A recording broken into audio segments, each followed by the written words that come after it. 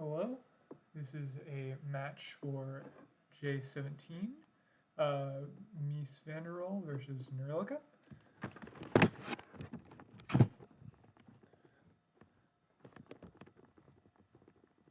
Sorry about the sound at the moment. I am moving positions. I will eventually be joined by Rozyroz, so hopefully when she gets here, the sound quality will still be alright, and hopefully I'm speaking up loud enough. Yeah, just trying to figure out the sound settings. All right, so let's see what we've got here.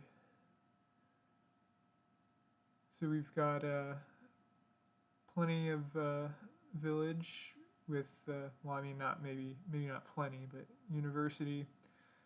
We've got some draw with caravan and sheepdog, thinning with forager. Butcher and university are both good gainers. Temple's another trasher, but not the best. And then for plus buys, there's contraband and forager, although forager's also not the best. Or foragers. Oh my goodness. Why would I say that? That is, yeah, no, contraband. Contraband is not the best for plus buy. But yeah. So we've also got Way of the Horse for draw as well, which may be a little tricky to use unless you get a good number of universities, just because it's not the easiest to get your actions back once you play those as horses. But yeah, Black Cat is also draw and comes with an attack. I think Sheepdog is probably going to be much better for quite a while because it's on gain reaction, lets you draw, so you can use it freely without using an action. So like if you have a university and sheepdog in your hand, then you can get whatever action card you want and then play the sheepdog for free because it reacts to gaining.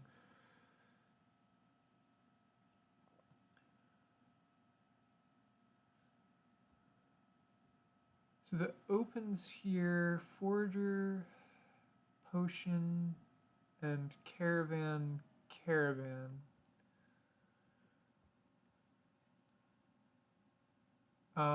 Yeah, I think I like Nerilika's opening much better. Want to be getting thinned down some, and university can help you get so much more.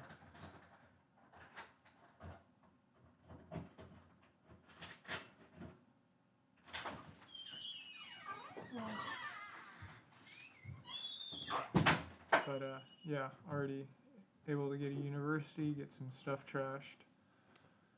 So it's quite nice.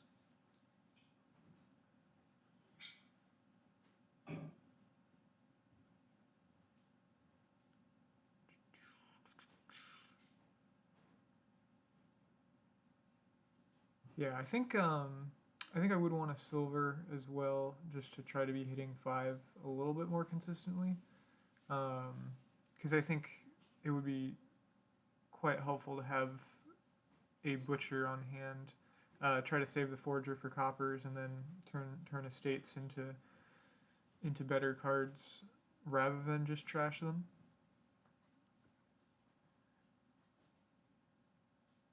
Yeah, that's true. You don't need to hit 5. You can just play universities, but I guess the tendency would be to play forager to be trashing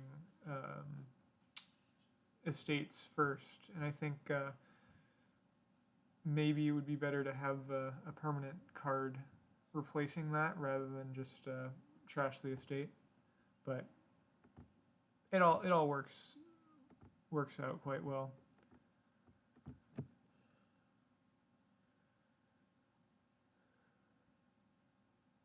Yeah, I guess maybe getting a butcher as quickly isn't the most important. just because Forager is a pretty strong trasher.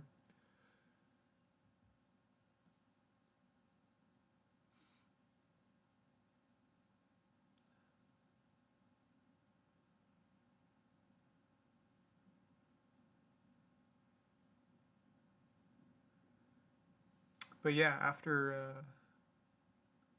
like getting like 3 universities. Oh well, actually that's also not true because you can butcher copper into black cats, um, which would be quite good. So yeah, usually there's not the greatest two.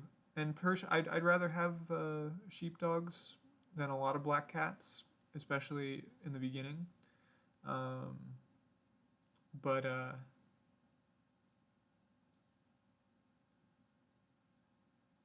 yeah, I mean black cats can also be butchered in sheepdogs as well if you want.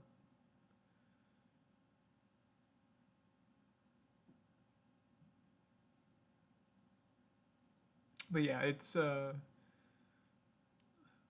black cat isn't gonna be too much of an issue at the moment, just because it is way too early to start greening.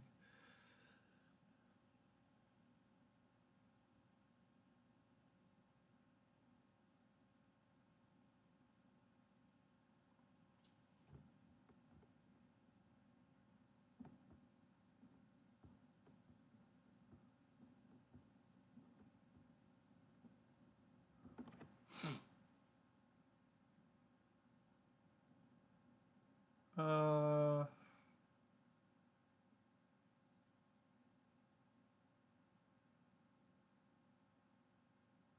yeah, so there could have trashed a copper with the forager and still bought the gold if that's what you really wanted.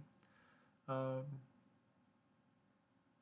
I mean, I don't think that buying gold is that great anyway, but yeah, I'm not J Nails, but he would say probably here don't buy gold. Um, or well, here definitely don't buy gold because you have plenty of other ways to get it, and you would want a gold or two in your deck just as a good butcher target. Um, but yeah, don't buy golds.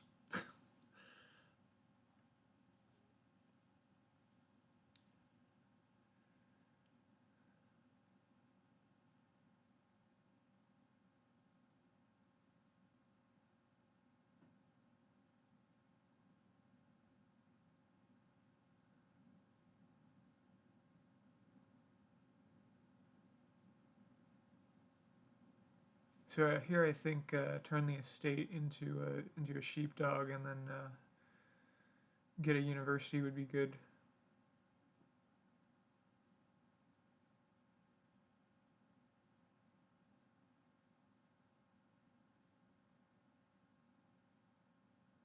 Yeah. Although, so I think university would probably is probably the last card that you want to be playing as a horse here because it's the hardest one to get back. Um, I think because I don't think I would want to keep a potion in my deck forever. I would want to butcher that into a gold at some point. Um, but uh, but yeah, and I mean I guess too like black cats can be a bunch of cheap labs as well, though. If you just replace butcher coppers into cats, then that might not be the best idea to use them as labs all the time. But yeah, yeah, I didn't mention Scepter. I should have mentioned Scepter earlier. I think Scepter is great for both replaying either Butcher or University. Probably more Butcher. I would think. Um, Although I guess it depends on how many targets you have in your hand, or maybe you can like use one Butcher for coffers and then save it. Um,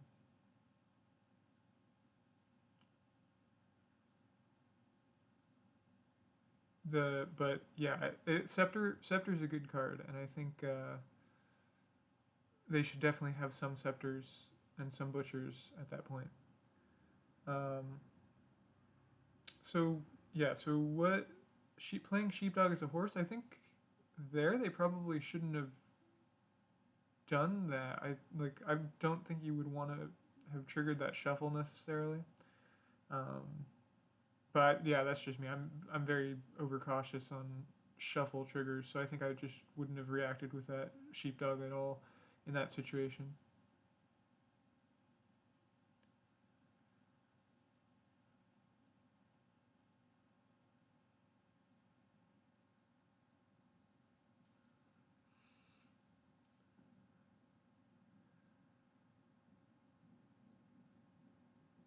All right.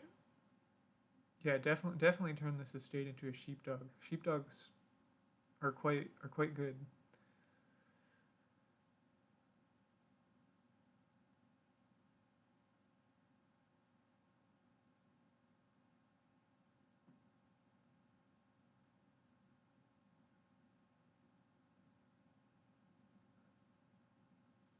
And Forager's fine to is also really good here too, because once you start running out of stuff to trash, then you can either return it or you can butcher it into some 5 cost if you want.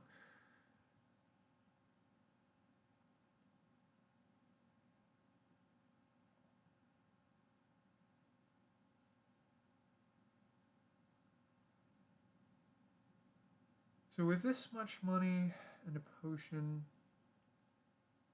yeah, I think university, getting another university was the right call there, um, which is good because you shouldn't feel obligated to spend all of your money, and I think the decks are still just a little like under trash to be able to start greening easily.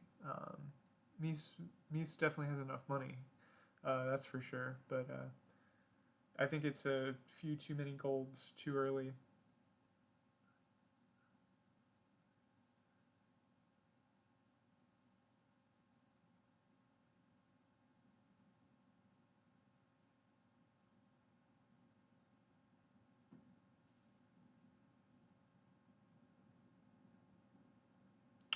Potion into province. I don't think I like that.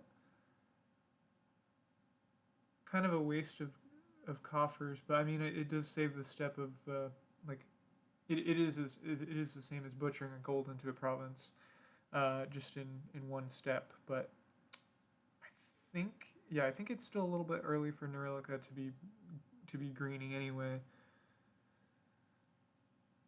So there's also that, because it's just these decks, and maybe it's a bit much to ask to be drawing your deck every turn. I mean, theoretically you should be able to, but the only village is university, and most of the draw is pretty non-terminal. Um, and then like you have to like worry about like sending your actions back, but yeah, I mean here like just trashing a copper with a butcher is totally fine, because there's plenty of 2 cost cards that you want, and even if you like have too many of them, you can just send one back. Um, so I think they should I think that there shouldn't be any coppers in these decks at this point.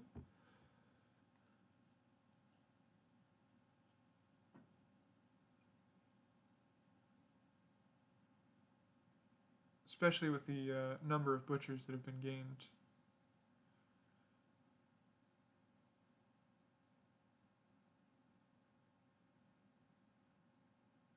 Yeah, unfortunately, that wasn't a great shuffle to trigger. Um, just because both the universities are in play, and then yeah, so I think some of these butchers should be played as a horse to just try to like get through the shuffle a little bit.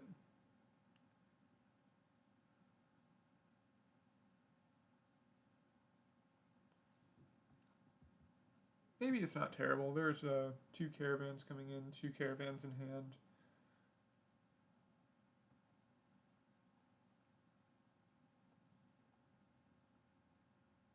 Because I think most of the terminals have been played too, so yeah, I think there might be 1 sheepdog down there. Oh, never mind.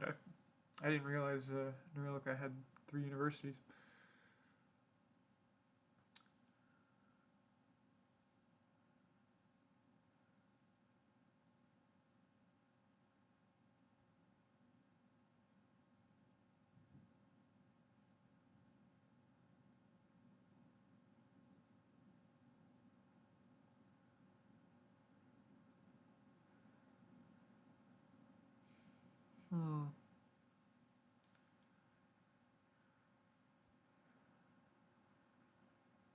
Yeah, yeah. Caravan probably shouldn't have gone before sheepdog, but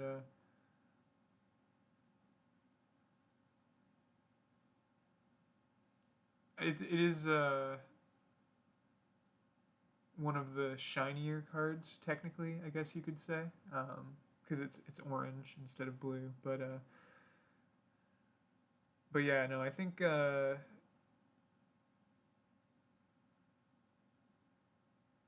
oh yeah, and then you get cool hands like this.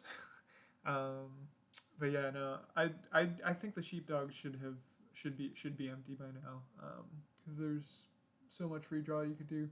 But to be fair, it's a little bit hard to line up the gainers and sheepdogs just because the butchers are terminal and there's only 3 universities in these rather large decks.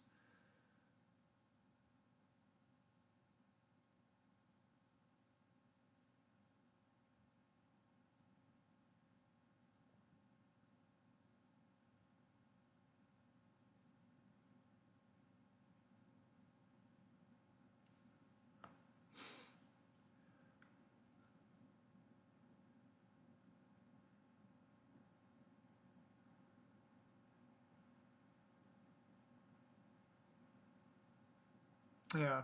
So we also potentially have to be care. Um, yeah. Sheepdogs. I guess that also makes sense too. To use draw cards as horses if necessary. So I think that's fair. But this is going to be a nice turn here.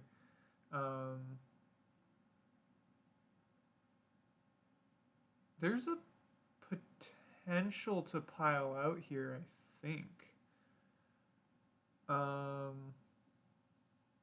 Well, not if you gain the sheepdog.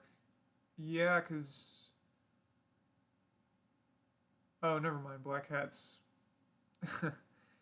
Yeah, no, never mind. It's... Piles are pretty hard to think about how they're going to work, especially if you're going to be just like constantly returning.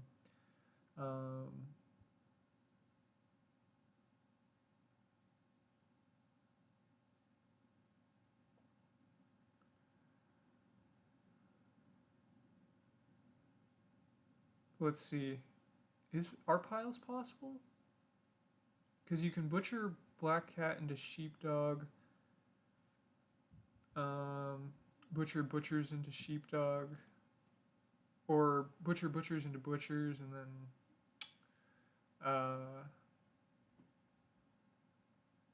try to draw back around to those maybe. Yeah, I don't think there's a pile here.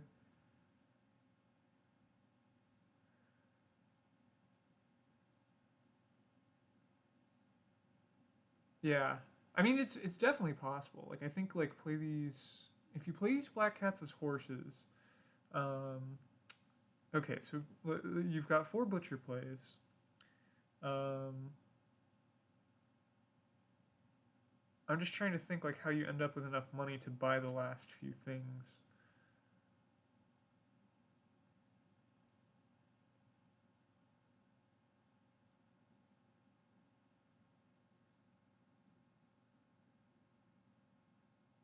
You can mill a province here. That'll get you 2 coffers.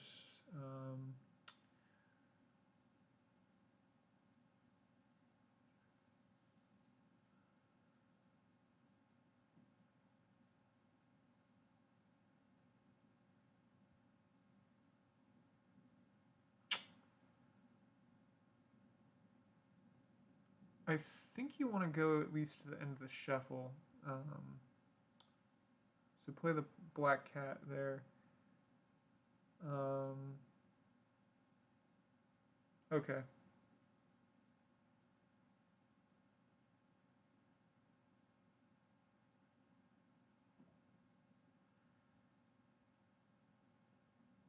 Yeah, and just buy more black cats.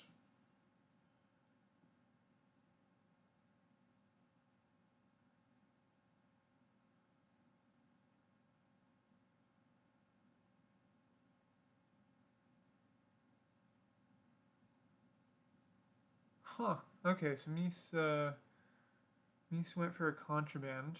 So that's interesting. And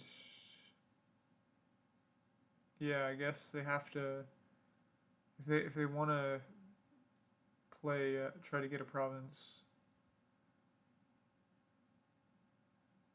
That's that's a bit poor ordering here. You always want to play your contraband first so that you don't give them an idea of how much money you have, because this is an easy just name province. And then what do? You can get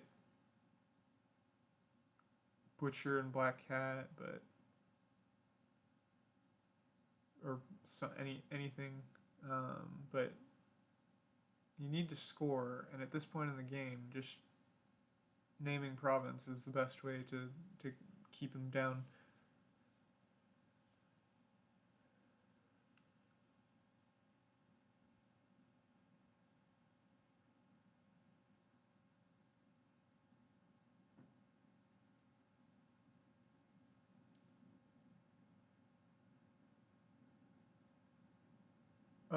And there is a win.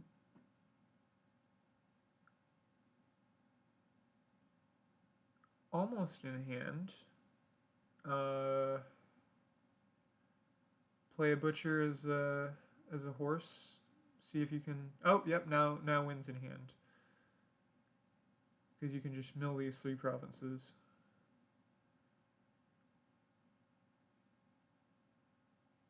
Okay.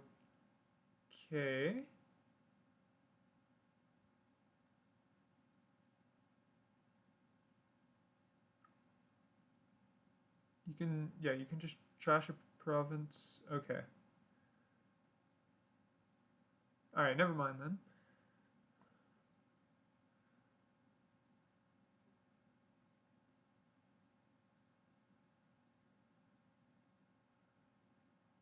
I mean, it's going to be really hard for Mies to come back at this point anyway.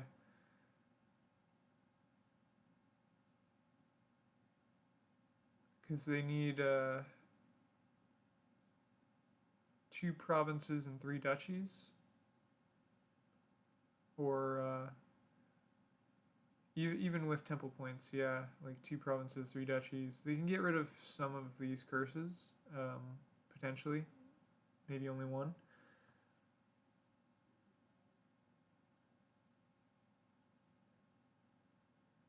But yeah, they're just quite far behind.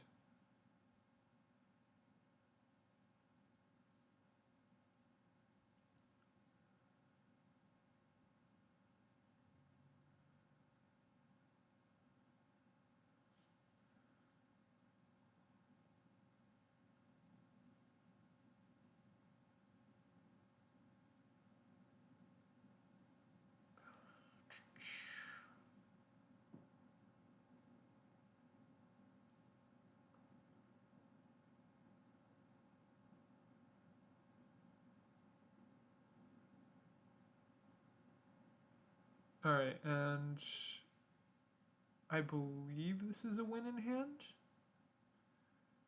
Yeah. Because play 1 butcher for coffers, mill a butcher, and then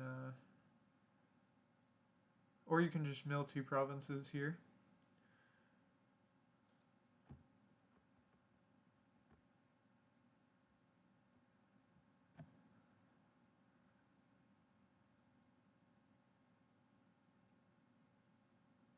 Yeah.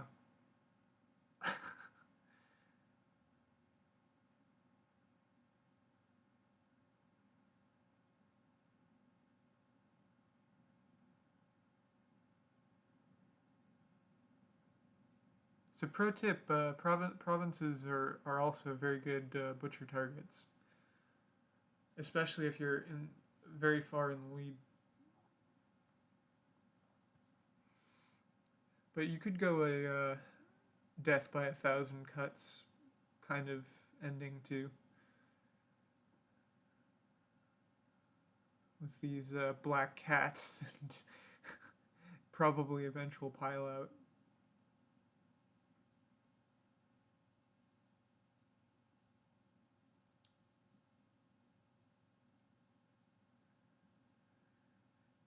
Ugh, yeah. Yeah, those all those curses are not helping.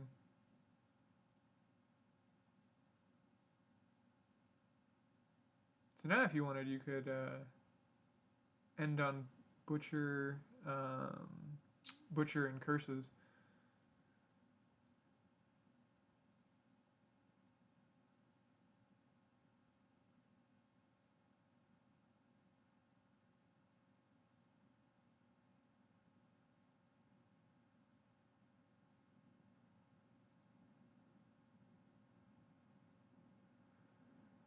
Okay, so this is game 1 to nerilika.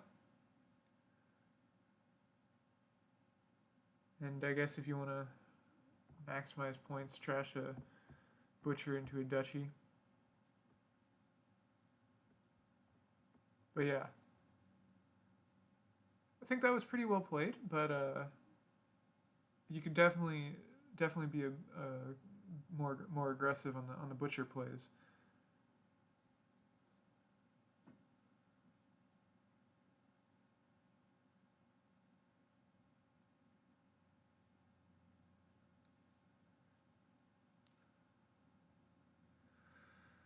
All right, so here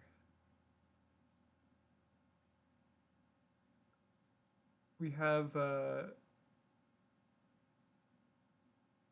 lot of great action payload. So we've got, for actions, we've got Wandering Minstrel and Workers' Village. Ranger and Workers' Village are plus buy. Ranger is a lot of draw. Haunted Woods is draw. But I think this is probably like the perfect Highway Heralds game. The one problem is that you can't really get rid of your coppers very easily. So maybe you actually want to get a crypt at some point. But this could just pretty easily be like a highway mega turn.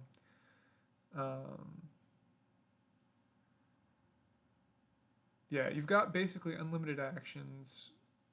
If heralds hit actions, you can use swamp hags for some money. So I think yeah. So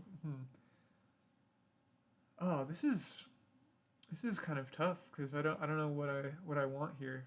I think not the easiest draw, so it's gonna be hard to get a good crypt play in if you want to try to go that route. But yeah, between Swamp Hag and Ghost Ship, I don't know which one I want first. Probably Ghost Ship. But there is no trashing, so curses are gonna hurt a lot too. So I think whoever can get a like alternating swamp hags going first is going to be in a really good position.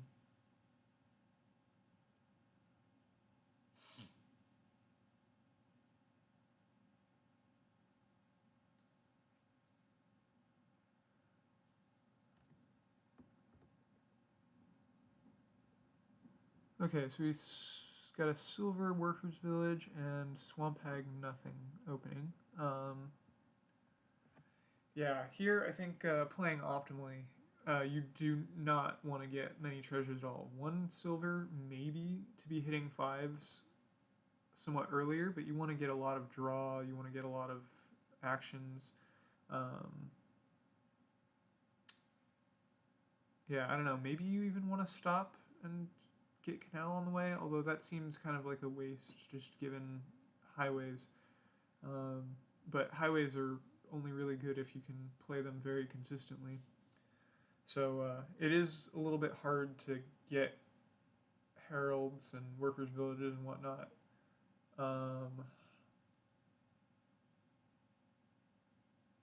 Yeah, so it's kind of tricky to set up, but I think one good turn can spiral it out of control. Because if you can get two highways in play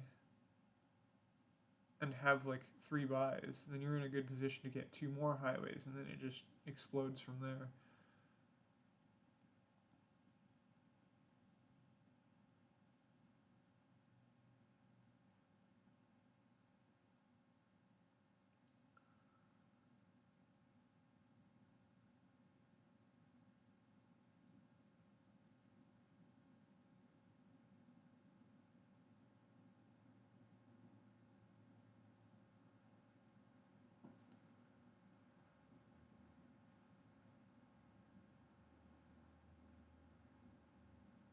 So it looks like Nerilika is trying to build, and Mies looks like they're going money.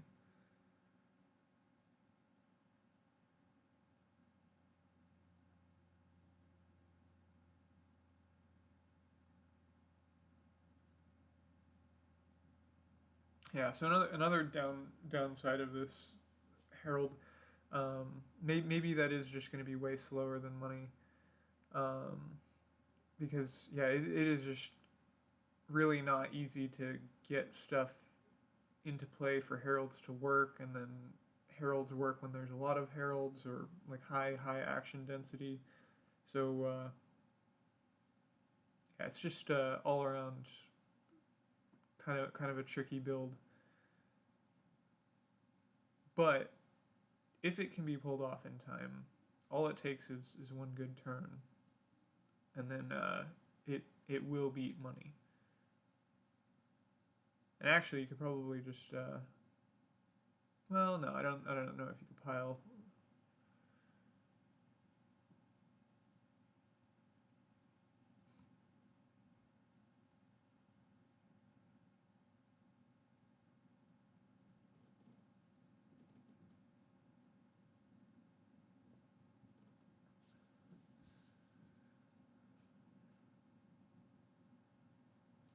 This would have been a great crypt hand, but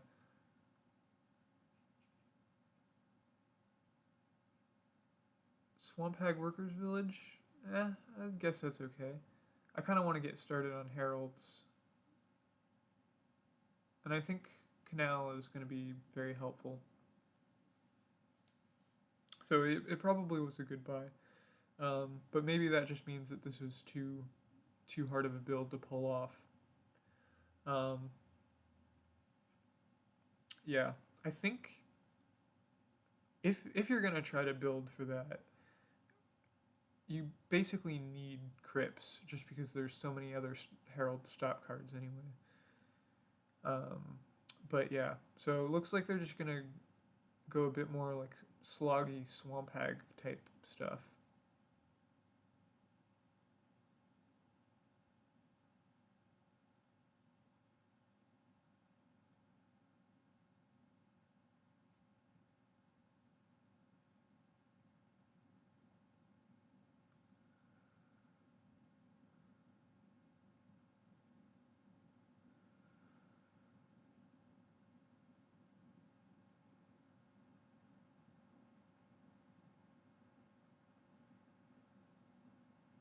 You definitely do need more rangers though too if you're gonna try to build this, because rangers are really good draw.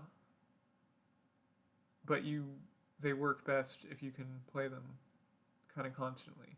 So like if this swamp hag were a ranger, then it would be much better. So Mies got a crypt, which I think is good. Although the crypt probably isn't going to do too much just because they don't have much draw. So it's just going to be hard to get a bunch of treasures into play at one time. Because ideally, like, it would be much better to, like, they can make a ton of money, but that's because they've got like relatively condensed payload. That they've got a couple silvers and some platina. But yeah, like crypting 3 coppers is not much.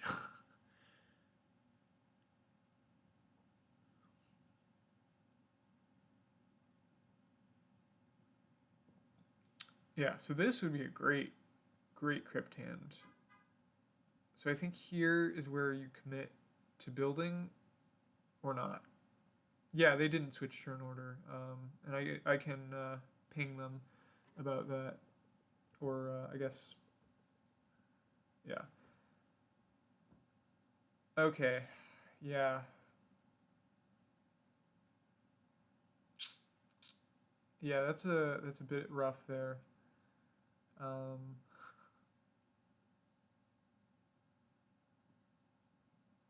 there were, yeah, it would just have been too hard with the number of buys. Um,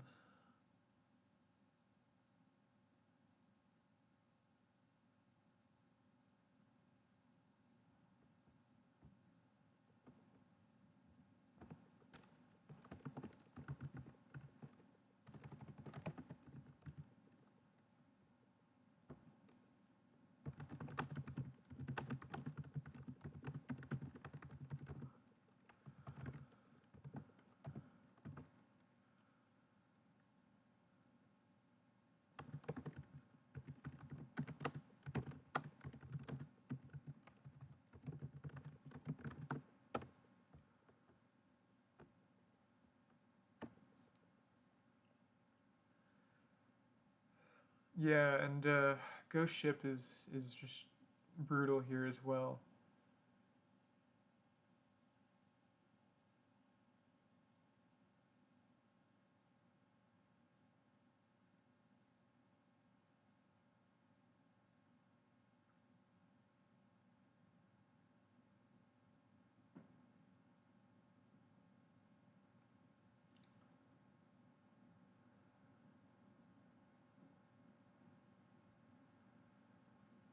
Yeah, and another thing to worry about too is that we're almost at a pilot situation too. So Mies is looking very far ahead, just because money here seems to be doing better. Yeah, it was probably just way too slow of a build to try to do the Herald Megaturn.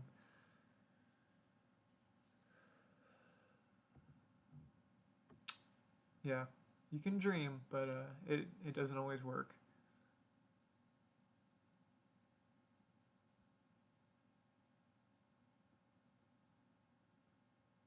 Yeah, no, yeah, that's kind of the problem here, that they didn't really get any draw. So I mean, they have a lot of uh, they have a lot of usable actions, because I think their only terminals in the entire deck are a ghost ship and a swamp hag. Um, but yeah, yeah, Wandering Minstrel would actually have been very good here, just because of how terrible these decks are. Wait, what? And you set aside a copper? What? All right.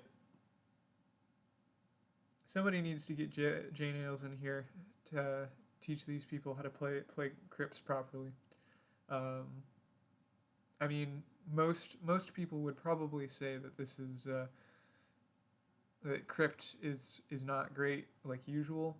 And granted, like it is hard just because there isn't the most consistent draw, not really any way to gain and play the crypt. But because it's so junky otherwise, and you have so many treasures that you just cannot get rid of, crypt is the best thinning that you can have. And then drip feed your coppers back in. So really, you should have probably like 3 to 4 crypts at least, and have I think multiple crypts going with like 2 to 3 treasures in it per turn. That way you can, especially now, like you can like maybe hit more highways more often, be able to like buy stuff on the cheap. But yeah, definitely should have put both the platinum and the copper into there. Yeah.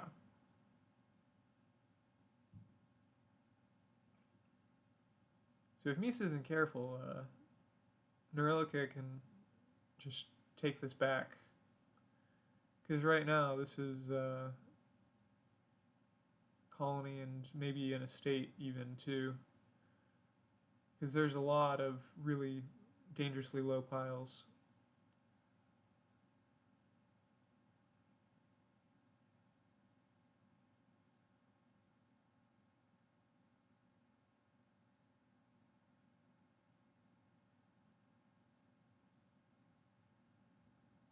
Yeah, and ooh, that was an unfortunate play because it's like piles are even lower now.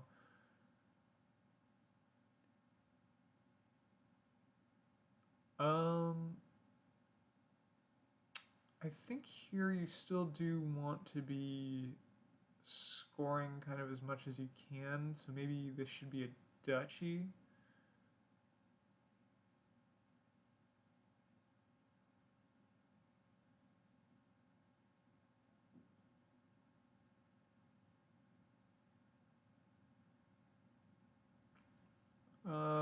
Yeah. Went duchy, okay.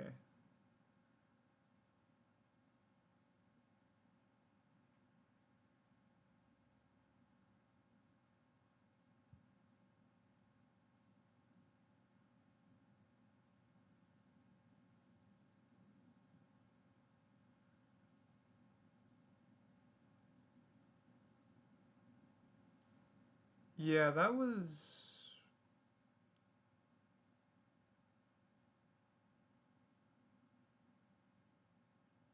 maybe not the best. Because here we can almost empty 2 piles. Because you can put curses at 1, estates at 1, curses are empty, and empty workers village.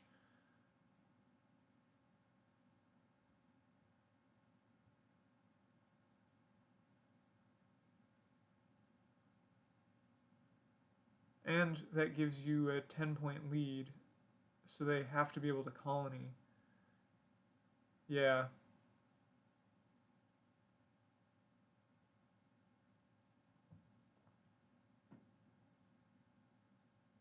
But yeah, I think they should take 2 estates. Okay.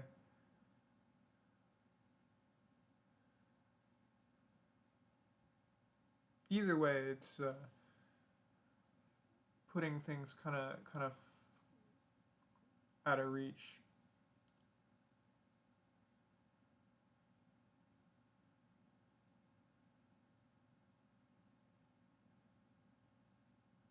Here, I think you just have to province. Yeah. Don't gain an estate. Whatever you do, do not gain an estate. Okay. That is just asking for a loss right there. Unfortunately, it's, again, $1 short of a win.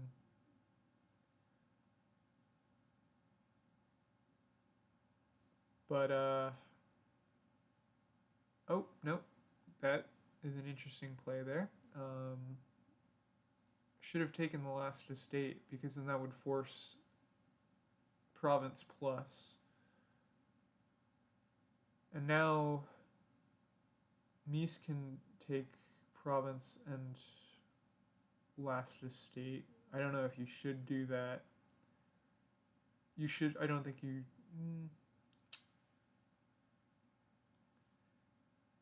Yeah. You definitely want to set aside your platinum. Why are you only setting aside a copper? Alright. So, the thing about crypts is that crypt can store many more treasures than just one. And you get to choose which one goes into your next hand.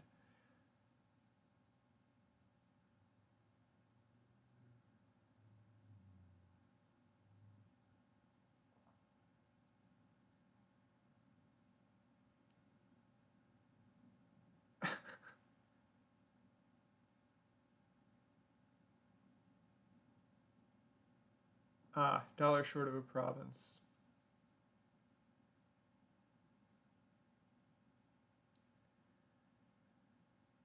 Oof. Yeah, I know. If only they had that platinum. There you go. Put all of that in that crypt. No! What are you doing? Oh my goodness. This is... Yeah, you still didn't use that right, Mies.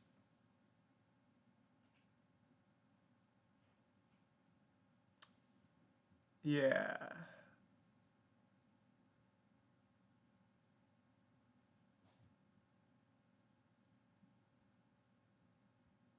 Alright, and this is game.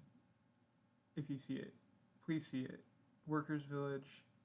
Don't touch Duchy. Oh, well, actually, no, you have to touch Duchy.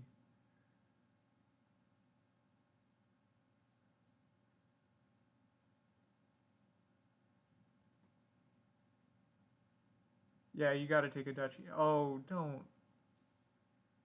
Don't take the tie. You have the... Alright.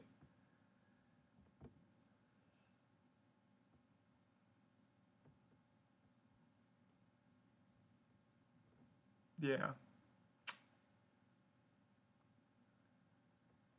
Well, I guess maybe the Herald Megaturn could have worked after all. No, that only happened because of protracted greening. There's basically no way you could have gotten that much, and not been able to just be piled on. But yeah, so lesson there. Crypt is a really good card for thinning treasures, and you can put as many cards as you want in there. With the decks that bad, it's not really going to matter much how many coppers you put, but it might be a good idea to have platina in the next hands. But anyway, yeah. So here, let's see. So here we've got encampment as draw and actions. It is the only source of plus actions here. Although not too big an issue. I don't think most of these terminals are the greatest, because you got really good plus buy with Sanctuary and also good thinning. Tracker is pretty nice, but better with like gain and play stuff. So you would want to have some encampments ready for that. Horde can get you golds along with your victory points. So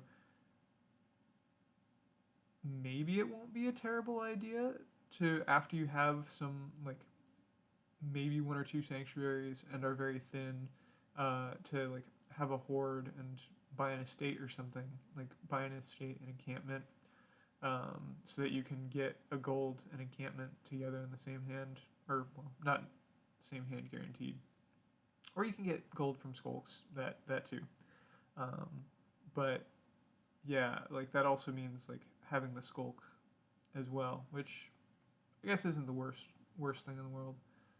Um, but yeah, you've also got Jack of all trades is a bit of a trasher, but Sanctuary is just much better. Um, and you might want to keep a victory card in your hand anyway for crop rotation potentially. And then Scouting Party is a bit of a sifter for planning your next decks or your next hands, somewhat. Yeah. So first five definitely should not have been Treasury. Should absolutely have been Sanctuary, and this is a really awful. This is a really awful time to get diluted um, early in the game when you want to be basically just buying actions. Because there's a pretty high likelihood. Okay, well, didn't hit five. Oh no, this was five in hand. So can't buy a Sanctuary, unfortunately. Really sucks.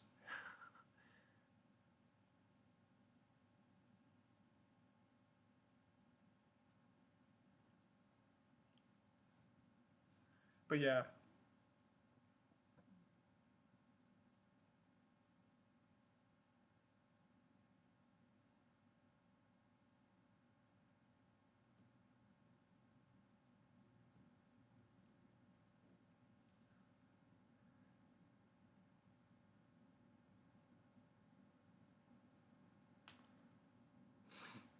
Treasury top decking itself isn't the greatest thing either here too, just because a lot of like shuffle triggers um, that like so in this shuffle that's going to be triggered, uh, you're setting yourself up for not really hitting five for quite a while, unless you seven coppers. Yeah, I don't know how to quite think about the math on that, but it's not the most likely that you'll be able to hit five with Treasury. Silver's better at it, but yeah, definitely. At least one of them should have a Sanctuary by now. Sanctuary is a very good uh, a very good card.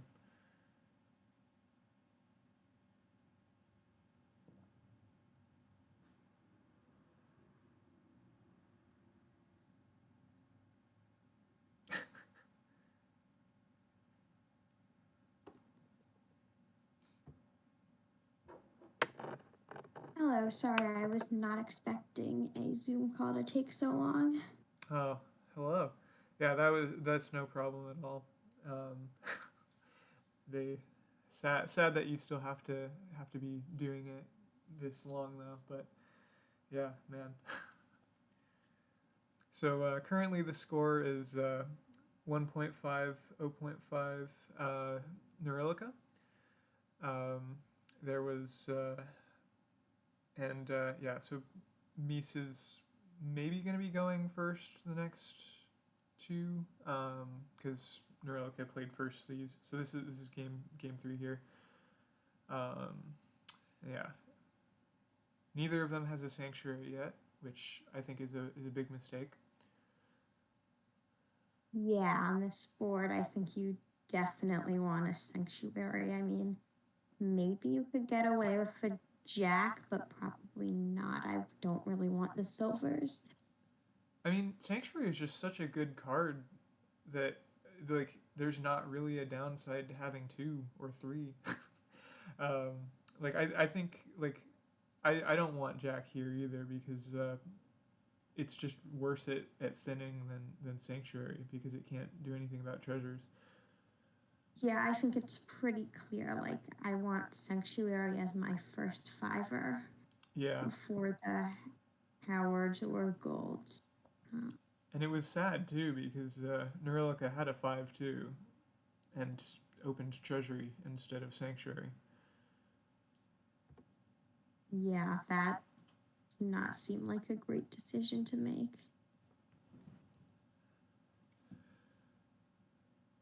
Yeah. But yeah. So I mean, like, I think I don't know if they both have Skulk now or if Mies has two. Yeah, I mean, I guess they are at least to Miesvanderroll seems to be going for encampments, which I think is good. It's your only source of draw here, other than crop rotation, which I do not like because I want to be exiling all of my green. Yeah. And I mean, I can maybe see keeping one out, and get working on thinning the coppers, but there definitely needs to be a lot, like definitely needs to be a lot thinner to keep the encampments going.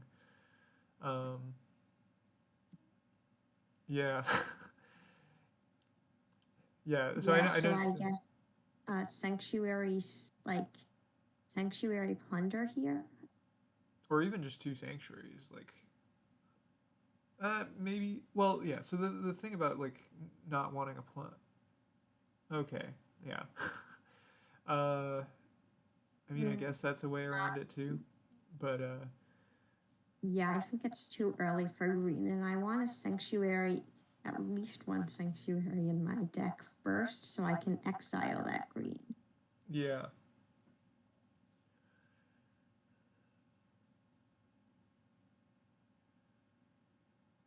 But I think Mies is quite far ahead at the moment, just because they have encampments and more of the ability to keep them.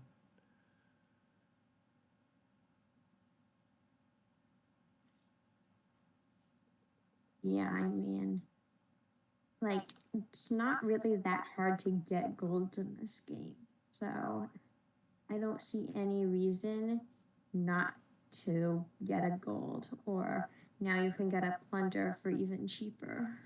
Yeah. Or a sanctuary, which you should have gotten many turns ago.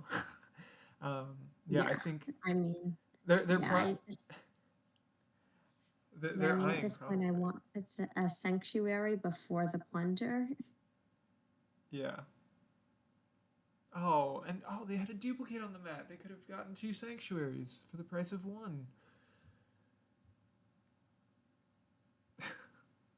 Yeah, I mean, I don't know why they're going so hard on treasuries. Like, you need to be able to see your other good cards, and so thinning is really powerful. Yeah.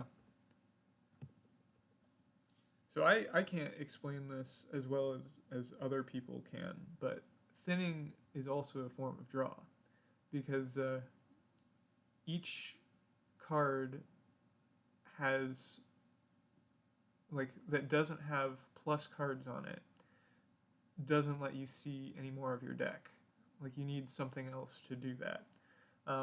So like plus card plus action lets you see one more card, but it doesn't increase your hand size.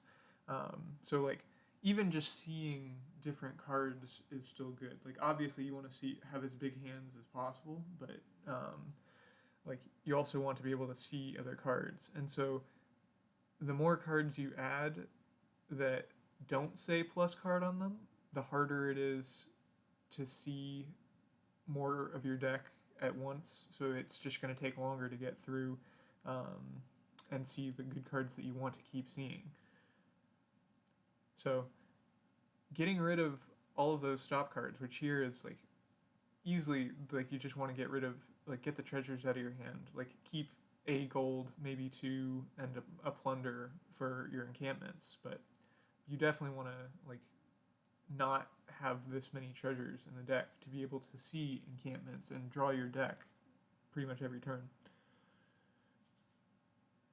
Yeah, I mean, like if you can the golden deck is like super thin, and it operates with 2 platinums and a plunder. I guess maybe you could even do 4 platinums and a plunder. Although that's kind of hard to build up to, but it allows you to double colony. Oh, and you would need a sanctuary as well, though. So it just Yeah. can't be golden because that's 6 cards. So you're not guaranteed to draw your sanctuary every turn. Yeah, I guess that is kind of a problem. Yeah. I mean, I'm not saying you need to go golden, but I'm just saying like thinning is good, and they're not doing it. Yeah, I definitely get that. Like I feel like on a 5-2 opening, like on the sanctuary board, there is rarely a situation where you don't open sanctuary. Yeah. I've never seen one personally where I've not opened sanctuary and not regretted it. Yeah. I mean, I'm sure there are situations like maybe recruiter is better. Yeah, sentry is another possibility. Um, but yeah, just because of Yeah, getting more actions or getting multiple cards out at once compared to just one. But yeah, I like in the vast majority of kingdoms where you have sanctuary in a 5-2, then opening with sanctuary on a 5-2 is the right decision, and this is definitely one of those kingdoms. yeah. I mean, like all the situations I can think of where you don't open sanctuary, they all have another that's better than sanctuary.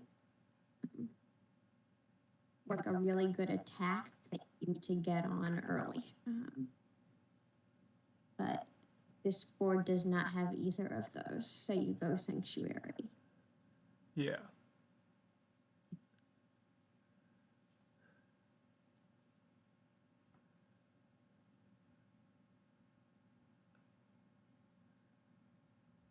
And I think even if not like even if both of them are skipping sanctuary, I don't agree with Nerilika also skipping skulk, because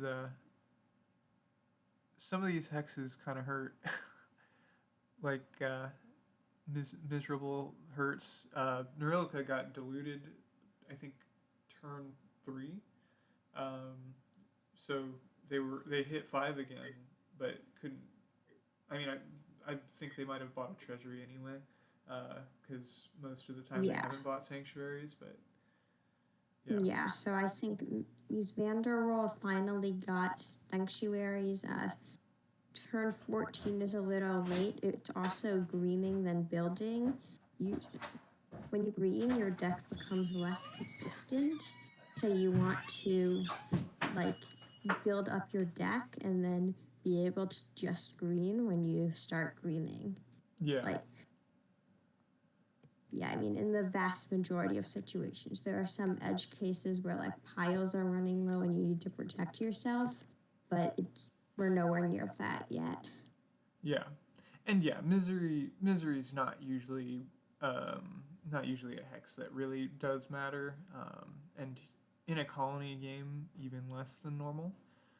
Um, yeah, yeah, no, I can see single colony golden deck, but yeah, not at this point of the game. But yeah, they do at least have sanctuaries now, so that's good. Yeah, I like honestly, I think locust would be bad too, just because I would be scared of it hitting an encampment or sanctuary. Yeah, I mean, yellow does not seem good here.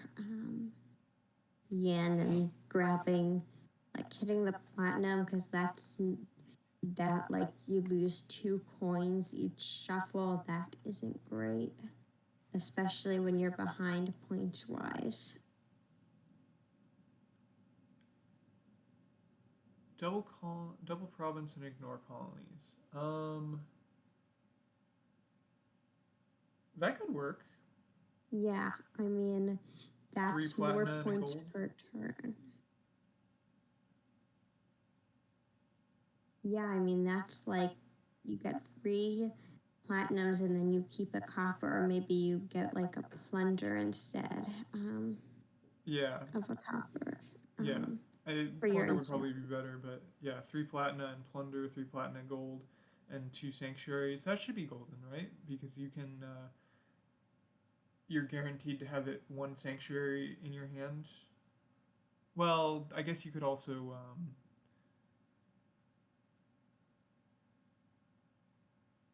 Yeah, I mean, it seems possible if you like win the encampment split, but you have to like get like all 5 encampments or something, which is really hard to do. yeah. Yeah, I guess you're not guaranteed to draw, because the first time that you get your colonies, then you'll be at two sanctuaries, 4 treasures. So yeah, it could be the case that you don't draw your second sanctuary, if you go about it that route. But yeah, no, and a single colony is fine. This isn't one of those crazy strong kingdoms that you could do that. Um, even yeah, even like a priest megaturn like would be would be very difficult to pull off for here. Yeah, I don't really see any type of mega turn happening. Yeah, no, I not think not in this kingdom. So I think single colony is quite fine to build to.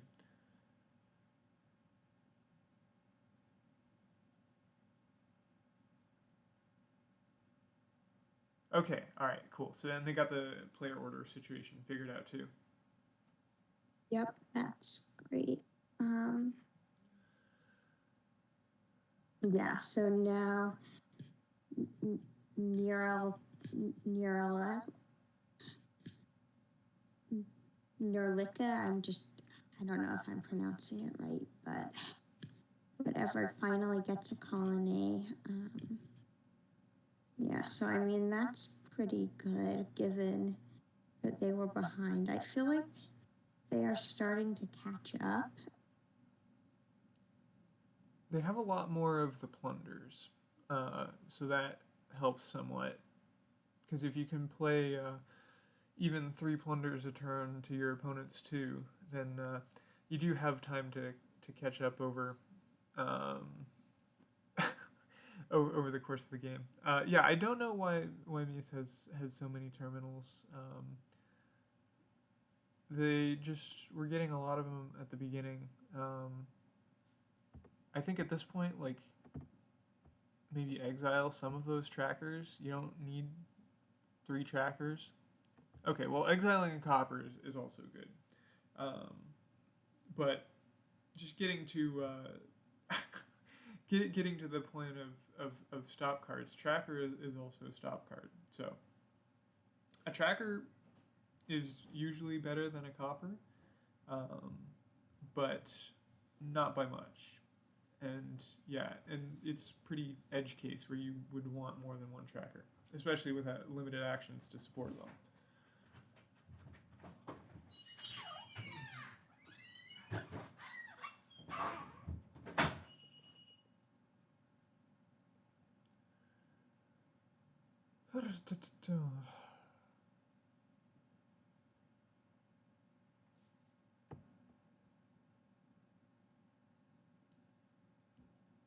Place 2 coppers.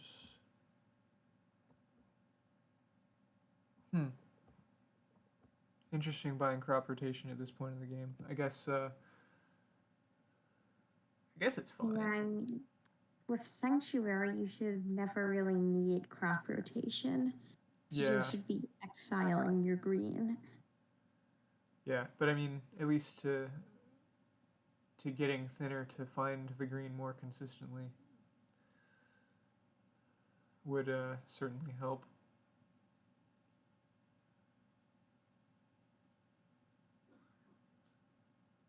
Yeah, I mean, I guess both of their decks are kind of a mess because they didn't get thin early. Because now it's like they have all these sanctuaries, but it's a bit late. Like they should have pinned earlier, and then it would be a lot easier now.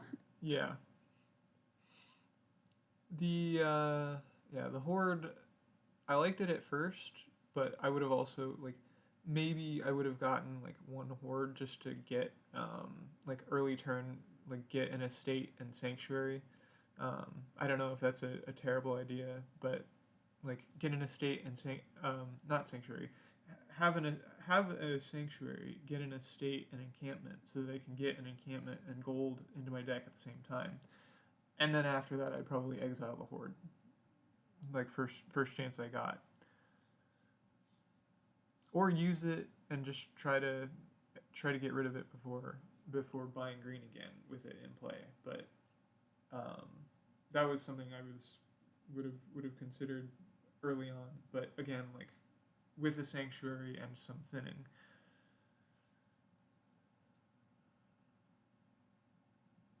Yeah.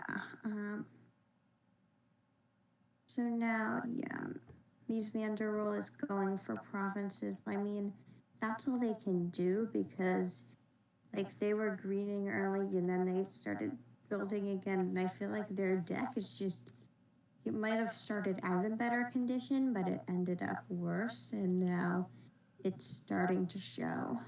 Um, Yeah, yeah, it has definitely ended up worse because they've got 6 terminals, I think.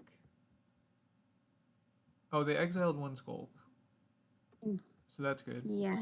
And now, like, it only, I mean, I don't think. Yeah, I mean, it's only 25 coins and 5 buys for pilot. I don't think it, yeah, I don't think any of them are anywhere close to that quite. But if they lower sanctuaries and treasuries a little more, I would be worried about piles. Yeah, like that. um, yeah, I so here's a perfect opportunity to exile green. I don't know if it's just that their decks are like so bad that they aren't aligning green cards with sanctuaries somehow. Um, but but yeah, I mean definitely exile the colony or curse is fine too. You can't trash it, so either one. Yeah, if you just don't exile it, then that's like a lot different. Okay, yeah, Like I don't see any reason not to exile it. Like I feel like players at this level, like probably maybe they don't understand the difference between exiling and trashing. Like I remember I had like lots of confusion about exile during Menagerie Mix, and so I guess they must also have yeah, similar confusion. yeah. My first introduction to exile was a game with Gatekeeper, and I was like, wait, what is this? Like, how do I get stuff out? I am so confused. I have no idea what's going on. I was really bad, so playing double Gatekeeper against me was totally fine. Um, Oh no, I had an opponent like camel train on me, and I was like, "How are you getting those cards out of exile?" uh, yeah,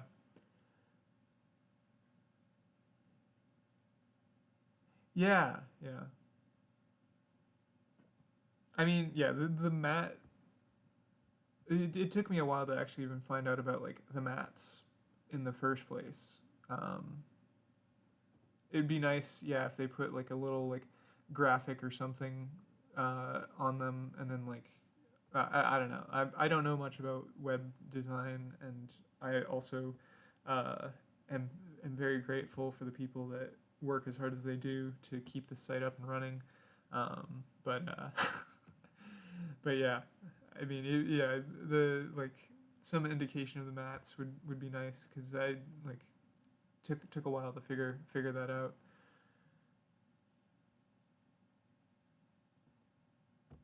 Yeah. I mean, yeah, you would probably know more about that than me with your game design. I mean, it's probably it's probably different, and I'm probably misunderstanding what you do, but but yeah.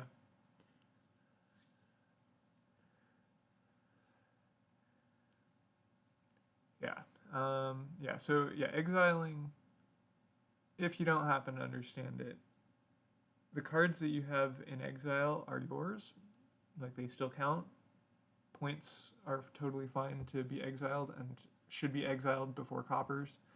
Um, so that is also causes trouble for you in wall and bandit camp games, for example. Golds and silvers that you have in exile are still losing you points in bandit camp, or not bandit camp, bandit fort.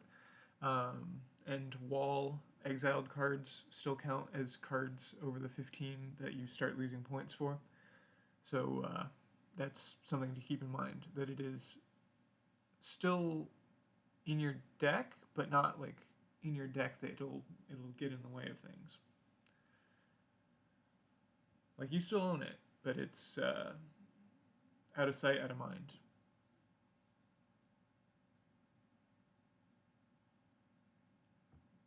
And ban wall is also a good idea. Yes, I would recommend that.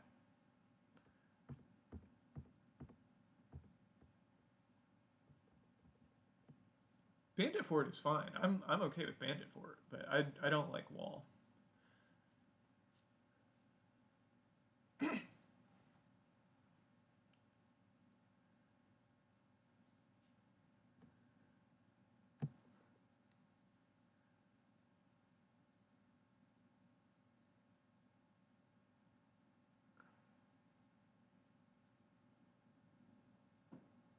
Yeah, with 15, I think going colony is the right call because it's going to take a pretty good turn to be able to buy the last colony. Um, and both these decks are just so bad that it probably isn't likely. Wouldn't necessarily be able to count on it twice in a row, and with a hand like this, it's probably regrettable to have made that decision to get the colony. Yeah, I mean, that's just a sad hand. Oh, yep, and there we go. Yep, this is a win.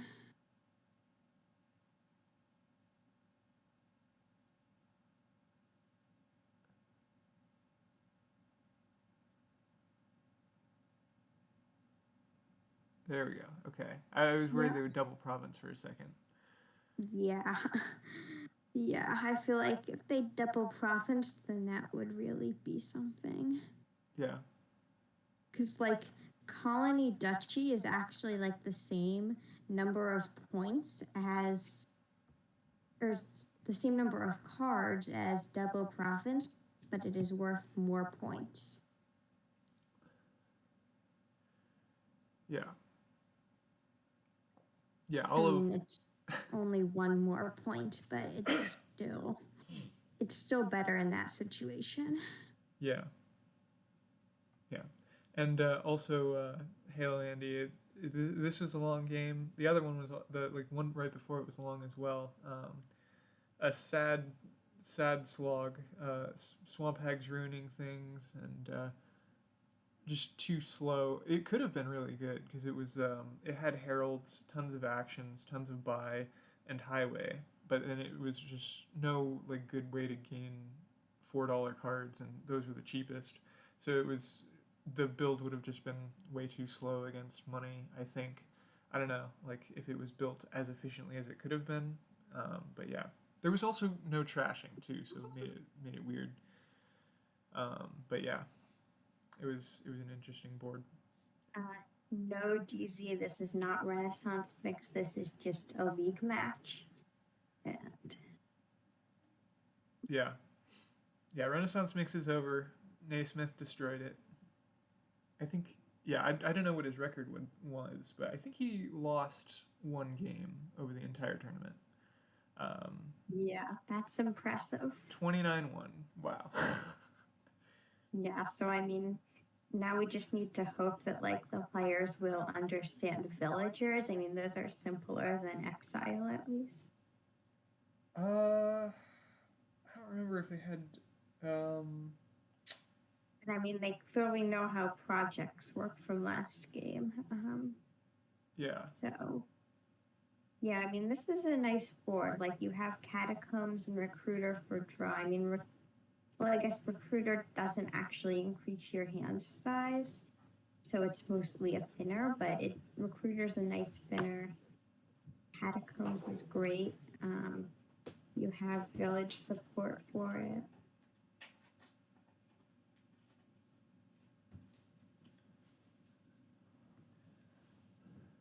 And one thing that Recruiter is it doesn't increase your hand size, so it's not draw, but it will thin your deck without decreasing your hand size that turn, which is a problem that a lot of thinners have.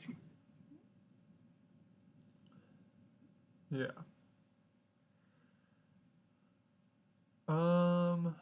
I'm assuming we are going oh no at not opening with Exorcist or Recruiter. Yeah. Yeah. I mean, that's a big oh no. On 5-2, Pearl Diver Recruiter is just a pretty clear opening to me. Yeah.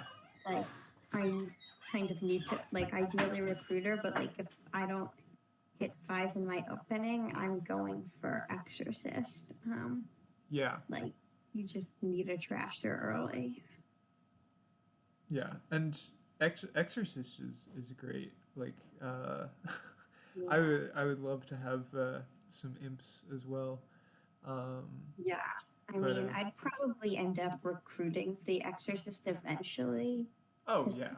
But Yeah. like opening Exorcist silver and then turning that silver into an imp would be great.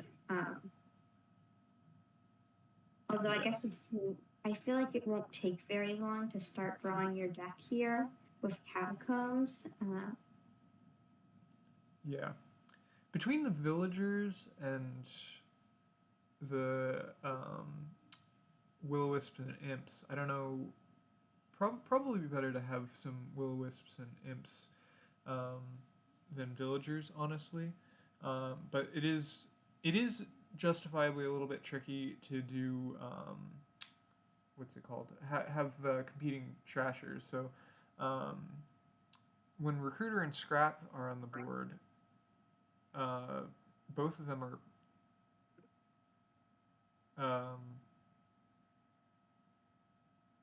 Okay, interesting. But yeah, when Recruiter and Scrap are together on the board, it's kind of hard because like you want both of them to be trashing estates, and like they just compete for resources. So same here with Exorcist and Recruiter. Like you have to decide, I'm gonna be going Exorcist or Recruiter because neither of them are great at trashing coppers, but both are great at trashing estates, and anything better. So I mean, like Recruiter is pretty much always an amazing open, and I think if I got a 5-2, like I wouldn't hesitate to click Recruiter, but it would be a good question then afterwards whether like I get Recruiter, like how long after I get Recruiter, like would that still be first 5 if I had an Exorcist? I don't know, to be totally honest, and that's something I just don't know. I like maybe just skip Recruiter and have some Overlords instead. Is another possibility that you could have more flexibility with that. Yeah, I mean, if I had like on a 2-5, yeah, I'd go like Pearl Diver Recruiter, but on a 5-2, like I would seriously consider like opening like Mining Village, or not Mining. I misspoke. Opening Catacombs Overlord or something. Although I guess yeah, I guess you can't really play the Catacombs before playing the Overlord, which is sad. Yeah, I mean that is a great way to spike 5. But I mean, wait. So what are you trying to do with that though? Like you're suggesting Catacombs Overlord as a 5/2, or Yeah, my reasoning is I forgot that like you wouldn't that like after that catacombs terminal mm, because I was thinking you use the catacombs to draw some cards and then you can trash those cards with the recruiter from Overlord. oh, okay, yeah. I mean, if you have Overlord before Recruiter and then draw Catacombs, that's totally fine too, because you can spike 5 to get whatever you want. Or like, Yeah, if you that's can't hit 4 from that, I think it's impossible to not hit 4 from that. And you can get yourself an Exorcist if you want. Yeah, so that's an interesting idea. I mean, like maybe it would be better anyway to just have a Recruiter into the first shuffle, and then worst comes to worst, you can like uh, get rid of that with Overlord as Recruiter if you need. Yeah, and that's yeah, true. We didn't even talk about Rogue too, that has the ability of getting things from the trash. yeah. I mean, especially like with like I actually wouldn't be too opposed to like a death card catacombs cycle with Rogue around.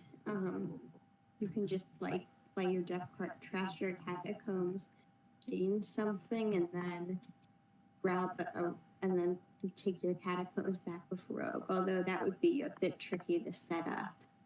Yeah, I guess all the good cards out here are fivers, most of them. yeah.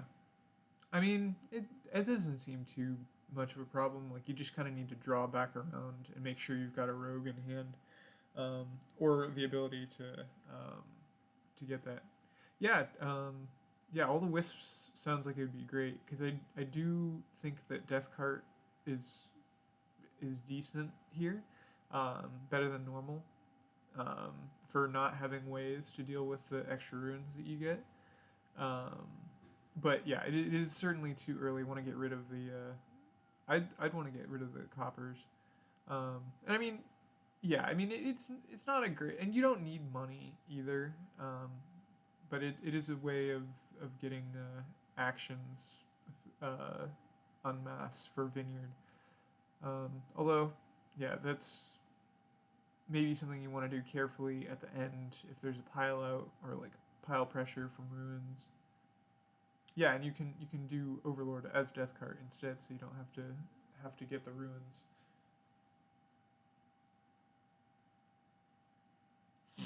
But yeah, vineyards are looking very good, and Yeah, one Vineyard looks great here, which I guess is a reason like to get a bunch of death cards at the end if there yeah are still ones left. You can. That's a nice interaction with Vineyard. That is a point for every Vineyard you have for every death card you take at the end of the game, assuming there are runes left. yeah, but then also it's at the end of the game that you would want to do that after you have pretty good control. Like at this point, like what I'd kind of want to be doing is have some like maybe a mining village or two, an overlord or two, maybe actually have a like a catacombs, if not two, rather than just play them as the overlord for the trashing effect, to help build a little faster. Um, but I would definitely want to like be drawing my deck at this point, and Yeah, I have mean, like two coppers. Overlord should not be at 10 right now. I probably would want an Overlord like every time when I fail to hit 5 going into a shuffle, or at least like almost every time. Yeah,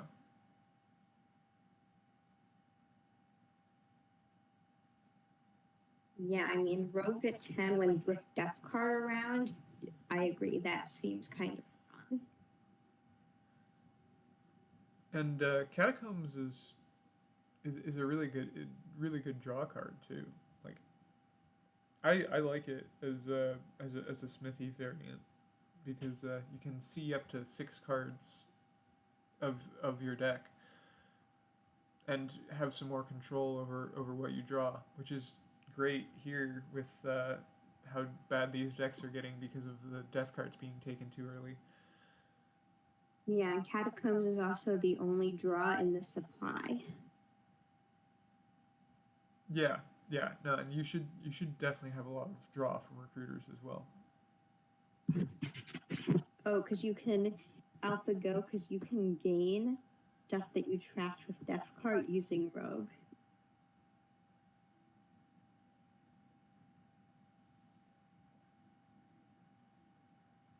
Yeah, J League players. Yeah, yeah. I don't know. Mies seems to be one of the ones that Green's a little on the later side. Um, Definitely going for the more like points now kind of though. Anyway, I think because the thing about landmarks, like they are a nice source of points, and those points can sometimes matter. Um, Here, I think the arena points are not really that big of an issue, and the bigger thing is the opportunity cost of not playing an action to have it available to discard. Um, Yeah, I mean, if that action is a ruins, then I have no problem keeping it in my hand. but that's just the thing, though, because like you don't necessarily want to have them in your hand at that time, and like if you have the opportunity to trash it, like you should probably trash it instead of play it to discard it for 2 points, because that's just gonna Yeah. like hurt your deck. Yeah, Like, of course. But like, I would seriously consider and probably do it not playing a rogue to discard it for arena. But like, yeah, interesting. ruins is yeah, not rogue with face down with both R's. Yeah, but I would definitely consider that. Yeah, yeah, and I mean, Outside of ruins, I would just probably not play it. Just not worry about arena and play it.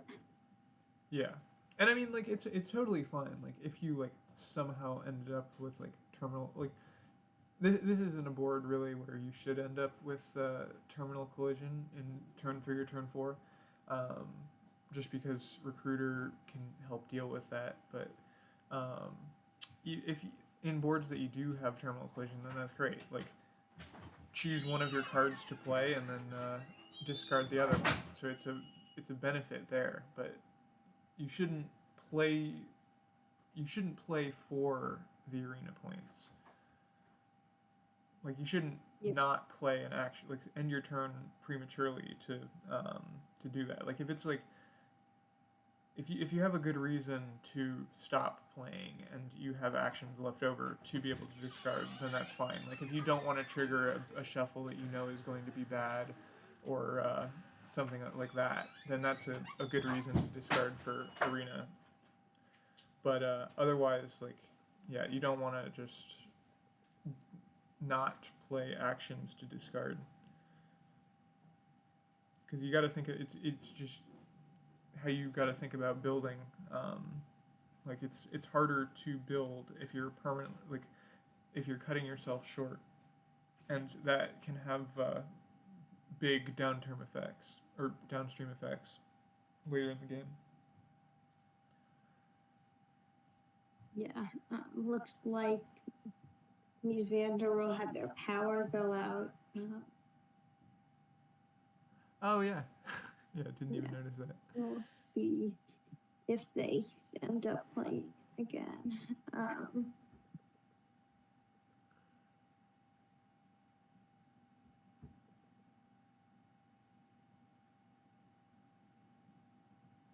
Might go use mod powers and see if they've posted anything about this in their division channel.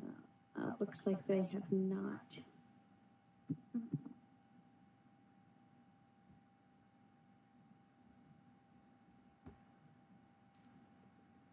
Yeah.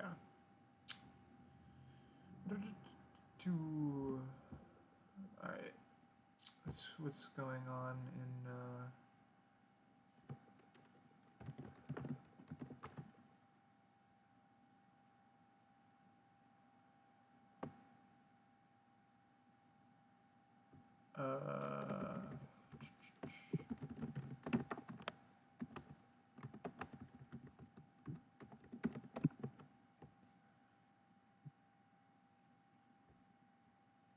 Okay, yeah, we're at 1.5, 1.5.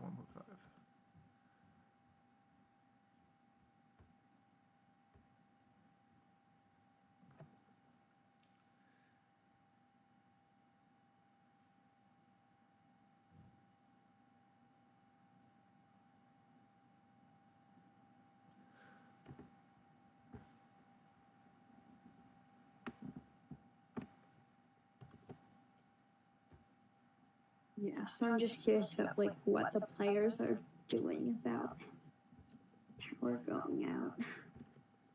Seems like there's a very good chance that they just won't be finishing this game today. Yeah. Yeah, I started about 10-ish minutes late, and yeah, I mean, just last night, MiesvanderRoll was playing J17. Um, that was um, that I was watching a bit of that, and that was quite late as well. I think it was like a 2.5 hour match, so certainly has the possibility of being long. Yeah, I don't know if there were any technical issues in that. No idea.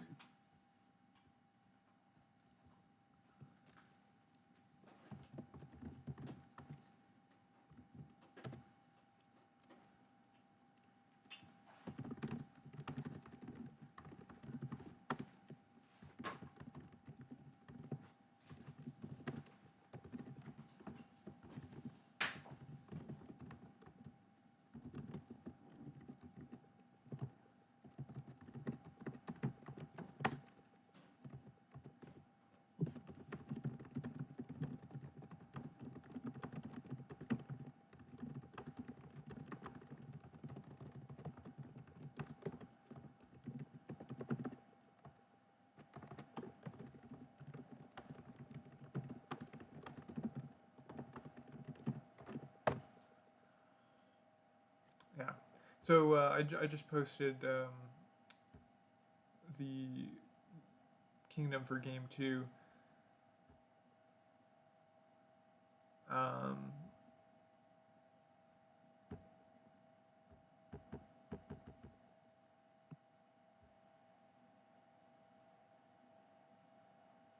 which I thought was a really nice kingdom, and turned out kind of sad. It probably was too slow to build it, um, just because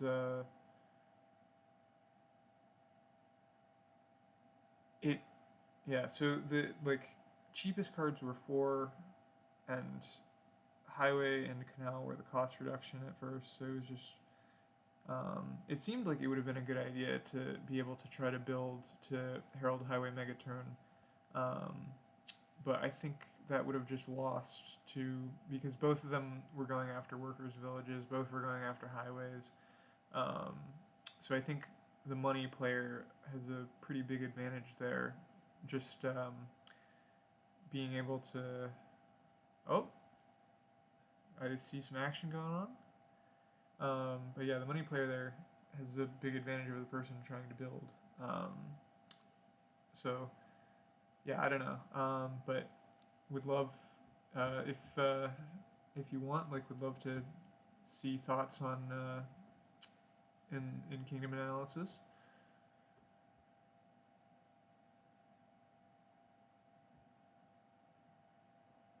Yeah, that does seem like a cool board. Yeah, Swamp Hag was there though, so that also ruined it. Oh yeah. Yeah, so it kind Swamp Hag is just one of those cards that ruins everything. Yeah.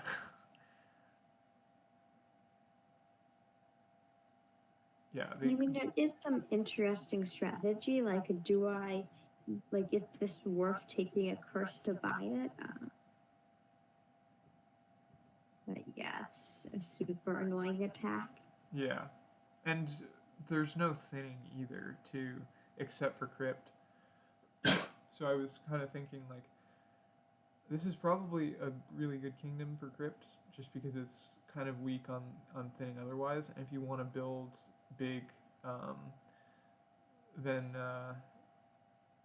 you can do that, but you need to like crypt away as many coppers as you can, so you can have high action density, or try to be able to just find like draw cards, like get Ghost Ship Haunted Woods, because that one I think is just going to be such a struggle to try to alternate Haunted Woods, and I think Swamp Hag is just more valuable because all the cards are on the more expensive side, and so like there aren't a lot of like good 4-cost gainers to help you like get a lot of cards at once. It's like you gotta like invest in the time it takes to get some highways, and then like as they start cost reducing. Um, so Yeah, I mean which is why that. I say like it was a very slow build. So I don't know like what's the best way to approach that. But I was thinking probably want to have like at least 3 or 4 crypts. Um, Yeah, I mean crypts do seem pretty key on that board. yeah, was hoping. It's too bad J Nails wasn't in at the moment. He could drop some wisdom in the chat about that. Um, but Yeah, yeah, I feel like we should just like, yeah, I mean like don't do it, but like it would be kind of funny if someone would like tag J Nails whenever someone bought a gold, but like it would be, yeah, yeah, not like that would we be should. kind of rude, because that would be Yeah, it would be. Yeah, that's you would why we get like shouldn't do hundreds it. of But pings a day. like it would be kind of funny like the first couple times. Yeah, or at least like not ping him, but like set up a script to count how many times he would be pinged. That could be good actually. Yeah, I mean we might need some help from Cave with that. Yeah, but yeah, no, that'd be a good April Fool's something, or just like prank otherwise, that like ping him once with like that document or whatever, like whatever you end up with, like if it's a website or something. Yeah, Yeah, for sure. Much better than like JSH's April Fool's joke that I'm not even. And yeah, yeah, that one was just not cool. But I'm not going to talk about it too much. But it would. I think next year's April Fools could be better with that if we can get Cave to give us enough database access for that. yeah, yeah. I'll write that down so we can keep that on file as a potential. Um, yeah, Dombot was yeah. Oh yeah, no, that was the print. Yeah, it was yeah, yeah. Anyway, yeah. But yeah, there's plenty of fun stuff you could do. We could I guess Johns is now the navigator person, so we I don't know, Yeah. like kingdoms with navigators could get Johns pinged for that or something. I don't know. Find something that like a bunch of top players are like really known for, and yeah, I don't know. That just seems like it could get more annoying and is less funny as I think about it. Yeah, I think just stopping at like the gold buying is good enough. Yeah, I mean, we already have like for J Nails like the stats on gold, like from Dompbot. Yeah, yeah, yeah. He was talking about that he, if I'm remembering right, he was saying he buys, according to the stats, he buys gold in 13% of kingdoms and gains it in something like 56%. Um, so yeah, if gold is something that you want, usually there are going to be ways to get it that do not involve buying it. And the ways that to get it that don't involve buying it are usually going to be just better than buying it. Yeah, I mean, like, yeah, that's like my I don't know, I feel like I've mentioned this before, but like that whole bandit thing from my early Dominion days. Oh, yes. Like,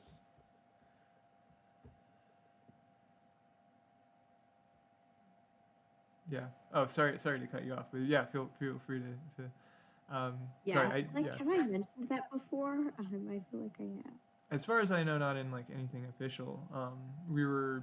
I think we were talking about that yesterday when we were doing the like after you'd finished your small games match.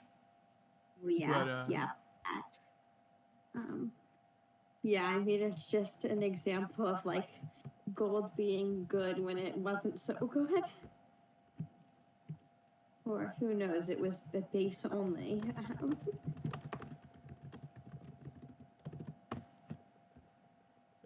Yeah, I don't even remember the kingdoms other than they had bandit on them. Yeah. Yeah, I mean, I can imagine that. Like, it's just like putting on a show.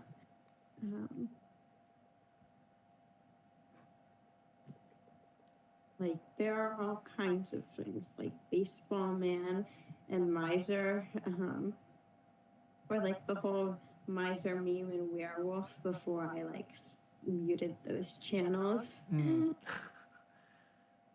Yeah, it actually made my avatar for like several months. Nice. Yeah. And I'm surprised I lasted as long as I did in werewolf, given they had some like it conflicted like with an IRL friend playing, and then that kind of ended a friendship after that it kind of ruined it for me. I see. Yeah. I mean, in terms of like cards that are ordinarily pretty bad, yeah, I don't know. Like Bandit's not one of them. It's fine. It's a pretty good gold gainer. It does its job. But yeah, the Miser and Gatekeeper's another one. So I'm sure Sir Lucasen would support the little bit of exposure that I can give mentioning him. But he has a Discord server of his own, largely for Dominion related things. So I guess also we could, if he, I'm sure he's put that up somewhere in the main Discord, a link to that, if you wanna check that out. He is very much a fan of Miser and Gatekeepers. Yeah. And yeah, I think also, Sir Lucasen definitely has. And he's also pretty good too. So. Yeah, I mean, I don't. I mean, thinking about Sir Lucasen brings so many thoughts, but they just aren't so relevant. Yeah. All right. Yeah, I don't know quite what is going on. Yeah, I think at this point I'm just going to ping the players. Yeah, I've put it in. I've put one in matches and then. Okay, yeah. If you've already done it, then maybe. I could give like 5 more minutes, not 5 to 10. But yeah, I mean, if they don't, at some point, like it's just.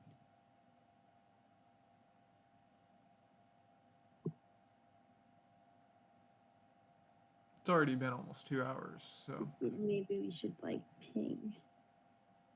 So. Yeah. I mean, at this point, it's too far gone to take a pause in the recording, and it's going to take me forever to figure out like editing for this. So,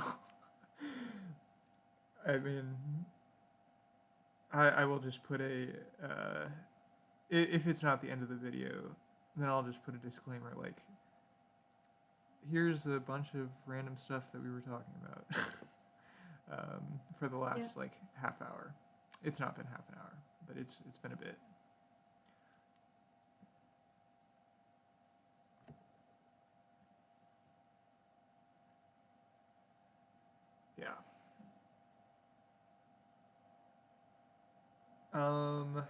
Yes. Reminder if I watch this far again. Also link um, J-Nail's crypt cage match. Because that I definitely need to definitely should send to Mies. Because Mies went for crypts there, but it was less than the most effective. um,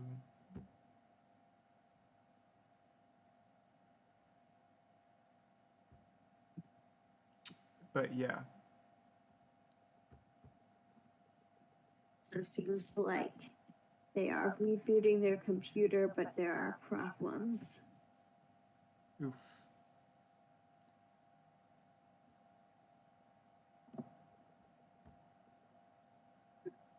Awesome. All right, we're back. I am so sorry to anyone that watches this. I will definitely put a timestamp on the time that the computer problems happened and the time that they come back. Just so that you do not have to try to, to just for the most convenience. I mean, 3 people are going to watch this anyway, so it's fine.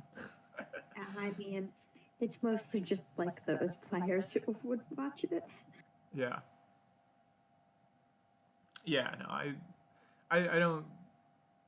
I'm fine not really putting my stuff in matches or in videos unless it's like me playing like a pretty high profile player. Definitely gonna promote the heck out of me playing Akuchi, even though I lost. But it was a fun match. Um, Apologies for how slow I was playing there. I'm sorry. Um, but yeah. So it was nice. Yeah, I mean, like, if I don't, like, tell myself I'm going to upload a video, then, like, I just don't play as well. So now, like, I kind of have to, like, upload a video, and then sometimes I do get lazy, but I can't get lazy enough to, like, say I'm not gonna upload it. Yeah. Oh, I've definitely done that. There's just been points where it's like, this is, I don't want to, keep recording this. I'm just, I do not want to sound like this in a recording, and I'm also just, it's just not even, helpful for me to, watch this back, because I don't want to have to listen to myself. I guess I could just mute it, but yeah, I've just, stopped recordings and deleted them, before. But yeah. Yeah, I mean, I kind of got enough of like the listening to myself when I was at first just keeping all recordings in a folder on my computer and not uploading them to YouTube just for my own review. And now, like, I rarely rewatch my videos unless there's like a really interesting game that I think I might have played wrong, just because I don't know, it's just too hard to listen to myself. Oh yeah, yeah. And I know that I am not the most articulate of people, as I am demonstrating right now. But yeah, also I I really want to emulate myself after Burning Skull, who is just somehow the chillest person ever.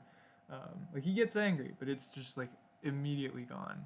That is amazing, and I wish that I could be more like that, in when I am not playing well. um, but yeah. Yeah, I mean, I like with Burning School, like I don't know why, but I just haven't watched as many of Burning Skull's videos as I probably should have. But I remember the one time when like I got so tilted against Burning Skull that I just didn't upload that video, and then I watched Burning Skull's recording of it, and then he was just also chill. Yeah. Was that by any chance the Nocturne Mix tournament? Yes. Okay, yeah.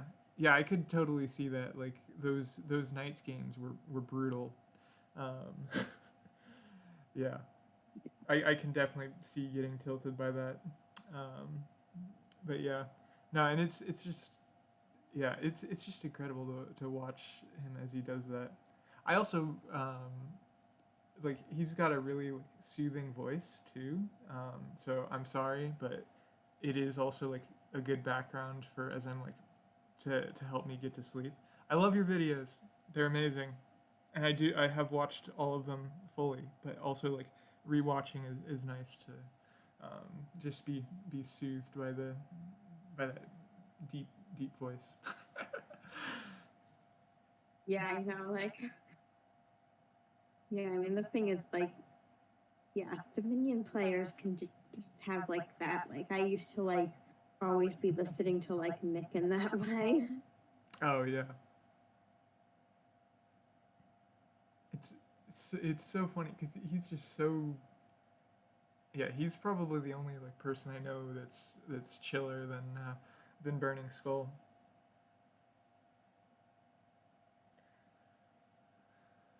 Yeah, I mean, I don't get how like those top players manage to be so chill. Yeah, Yeah. I mean it probably helps that a lot of what's going through their head is like what are the decisions that I made that this ended up happening that like sometimes like like this legitimately was not my fault and it was just a terrible shuffle um, and so I guess like that helps that like I can like to remind yourself like I can be playing the best I can and still like have lost this anyway um, so I think it's probably like a like good part of the attitude shift there that like there's like a huge mental game to Dominion that like aside from all of the like technical stuff of like game and rule knowledge and synergies, the ability to track your deck and your opponents, there's the like whole like it's just emotional maturity. I think is a good way to describe it as well. Um, that that Yeah, just for comes sure. with practice and experience. So, and like it's one of those things that some people have more, and like they need to work more on like the game knowledge and like seeing pilots stuff like that. And then Yeah, other for people sure. that comes more naturally to them, and then they need to Yeah. work more explicitly on the keeping their emotions in check. Um, so yeah, Yeah, so back to the game at hand, which I right. guess we Yes. haven't really been focusing on much. So still no catacombs taken. That does not seem very good. Uh, Nerilika has at least 2 recruiters, which I think is good. Yeah, it's 2-1 on the recruiter split. MiesvanderRoll is going for a very niche deck from what I can tell with 2 golds. Yeah, like Nisa's deck is also quite thick too. So like Nerilika is a good bit thinner, which is always yeah, helpful. for sure. I mean, like golds. I can see adding golds to your deck being good later in the game, but like I want to be drawing deck before shoving payload into it.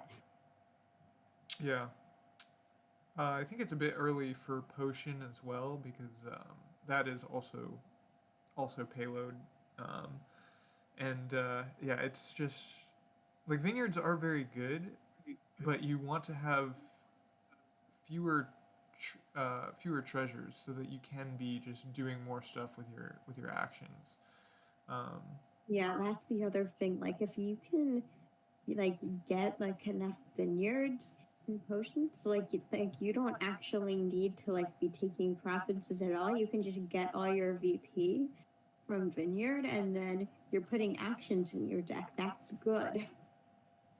yeah, and I mean also to be fair, this it's like vineyards are a harder card to take multiple of, and here it's basically impossible to do um, multiple unless you're like get another potion and then can draw your whole deck.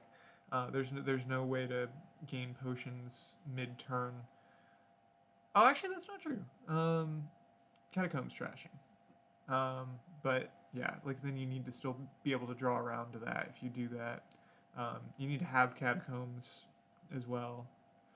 Um, uh, but yeah.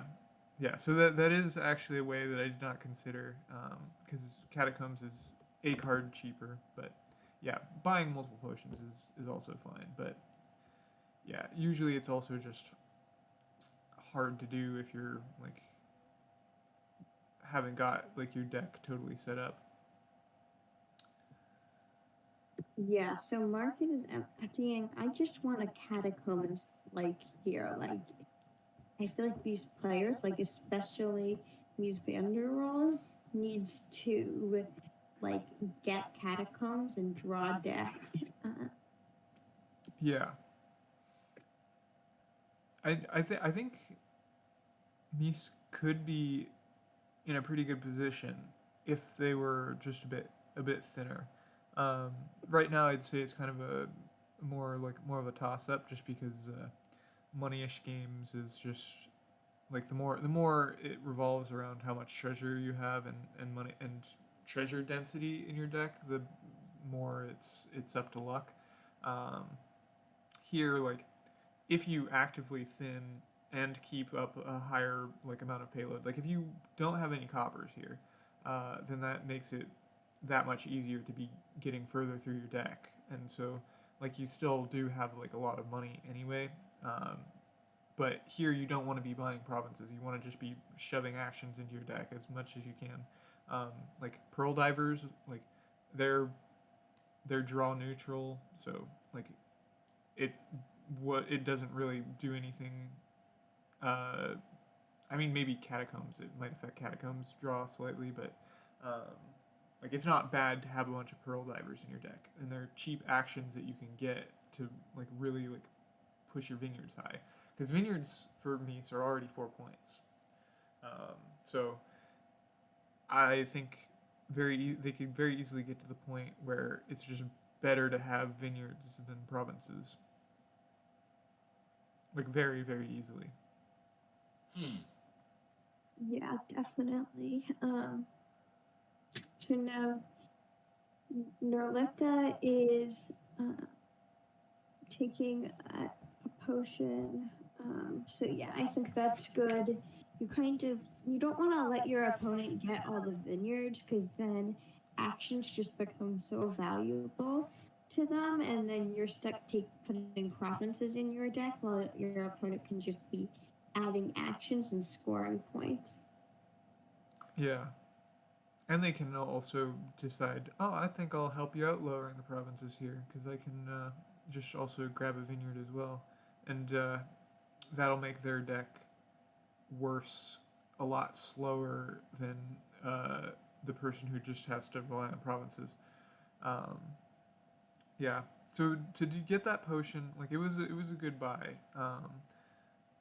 But I don't know if I would have trashed trashed a mining village to get a potion and death cart for $9. I think for 3, I would have just like mining village.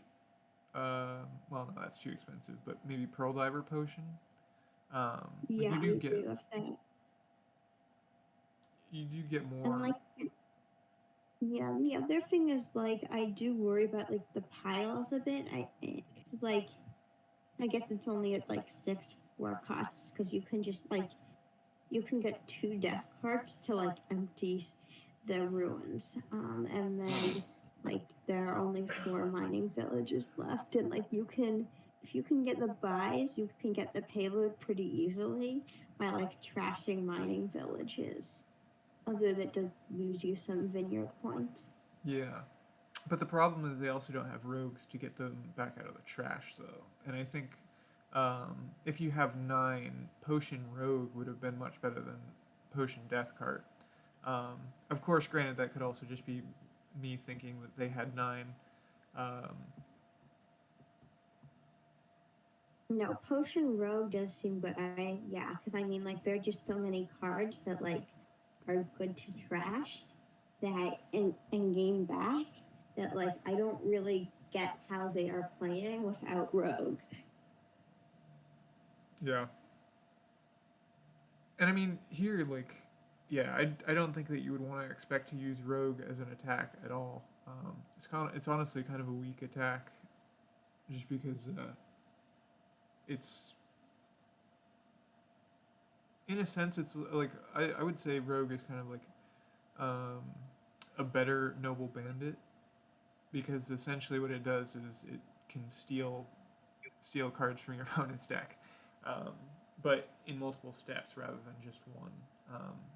But countered by also anything that is not anything in the cost of 3 to 6. Yeah, and the other thing Rogue will let you do is play a single mining village in multiple times in a turn. Oh, that's true. Yeah, so if you have the overdraw for that, you can potentially get yourself like $20 from one mining village, which actually sounds like a pretty good. I mean, not that you need that much money anyway, because points should be coming from vineyards. But if you have a lot of buys to go with that, then you could get yourself a like 3 or 4 catacombs, death cards, pearl divers, whatever. Like, just be using all that to shove more actions in your deck, and you can get. I think if they were playing with like rogues and catacombs as well, um, they could probably get to at least 8-point vineyards. Like, I think that's a pretty easy thing to hit. Yeah, definitely.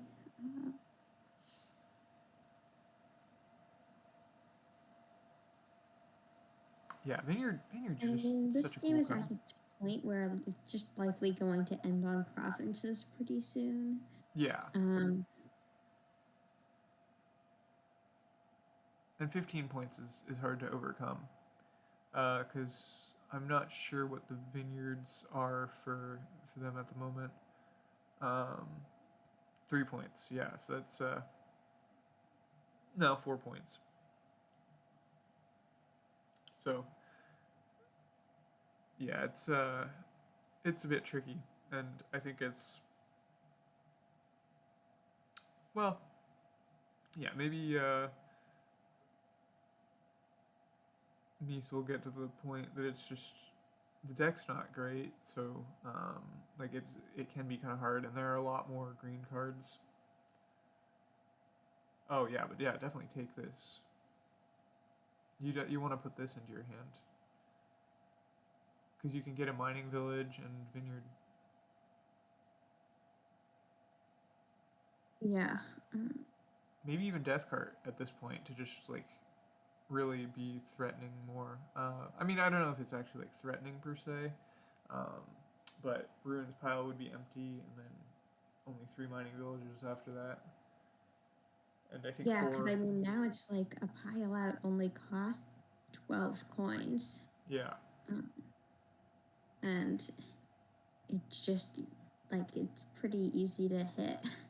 yeah. I think Like this, even over several turns, hitting $4 is going to be easier than 16, or well 8.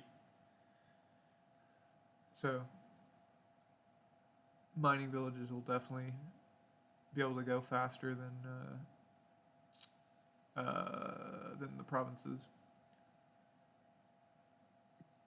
yeah. So I mean, this is just definitely a vineyard. I think you can lower the vineyards just fine. I do not like taking the death cart because now it's only 8 and 2 buys for a pile out. Yeah, I would have gone uh, pearl divers there, like a recruiter pearl diver or rogue pearl diver, catacombs pearl diver. Okay, yeah. I mean, this is not quite a win in hand, but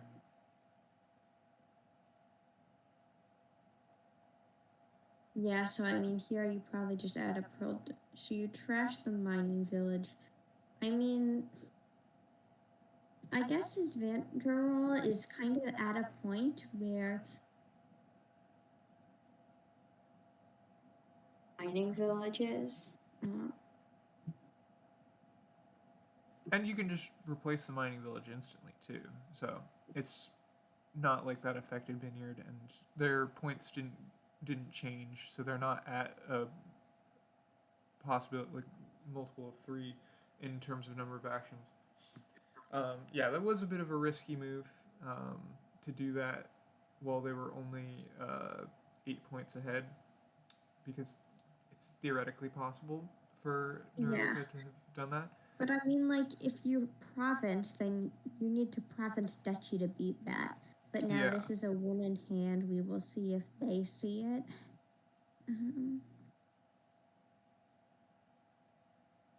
Because if they don't, Nerilika actually might be able to win this here, because they have a ton of money, and some buys it would take trashing to. Oh, Yep, yeah, seems okay. like they did not see the win.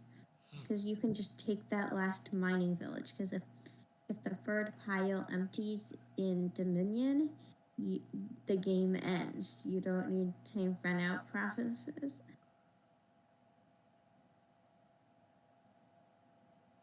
Yeah.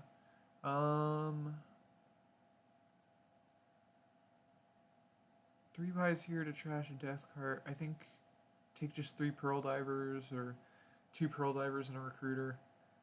I don't think you should trash both these death carts, especially since trashing that death cart already lowered your vineyards. So you're at Yeah, I agree with that. some uh, some multiple of 3 minus 1 now if you buy 3 actions. I mean, the question here is, are you able to? This is, I believe, this is a win in hand. Yes, because. Oh wait, no, not quite. If you had trashed the mining village, then it would be a win in hand. Well, maybe not necessarily, because how are you getting your points back? Because trashing that death cart put them so however much their vineyards are worth at the moment, they're 1 point less because they trashed a death cart.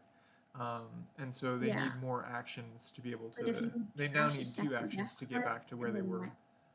yeah, because if you trashed a second death card in a mining village, that would give you enough money to double profits.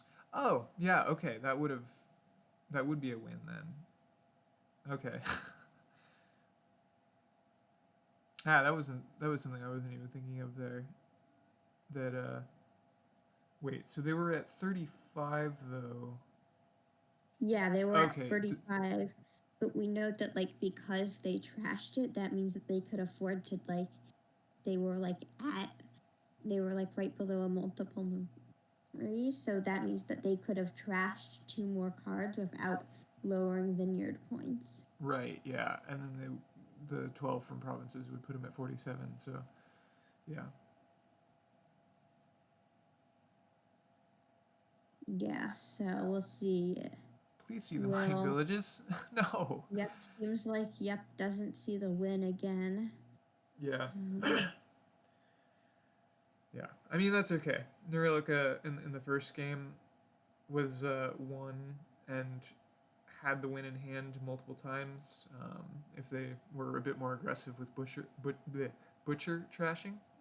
Because I think there was a point they had 4 actions, 4 butchers, and 3 provinces in hand, so they could just mill 3 provinces and play the last butcher for coffers, and then just buy the last province. And granted, like that's not necessarily the easiest thing to see, but they had a points lead, and yeah, like I've just made sure to say like butcher, like provinces are also a good target for butcher. Like milling provinces is totally fine, and very good if you will win because of it. But they won anyway. So I mean, here like I mean they've got to see this at some point. Like okay, and they're just gonna buy a vineyard in it and be able to empty it that way. Maybe also a mining village. Yeah. I mean, it could just be a vineyard duchy here. Yeah.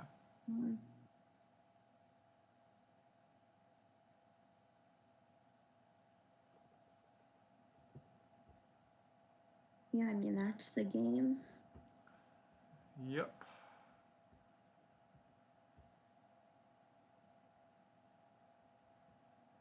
Yeah, so that is now, shoot, I should have been paying more attention. Okay, so that is now 2.5, 1.5,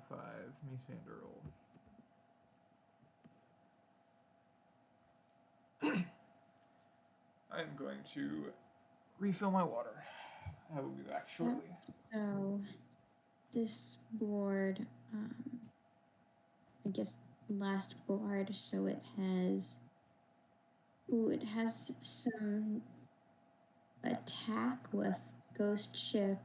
There's lots of draw here. There's Ghost Ship, you have Destrier, and you have Nobles, and you have lots of village support. Oh wait, there's also Oracle for draw. You have lots of village support with Native Village, Mining Village, Workers Village. I guess technically Snowy Village, but I don't think it'll come in play here.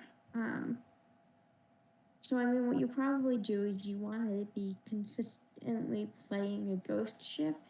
That should hurt your opponent, and I don't think that will be too hard to set up. You should only need one Ghost Ship in your deck, and then you can use Nobles to draw the rest.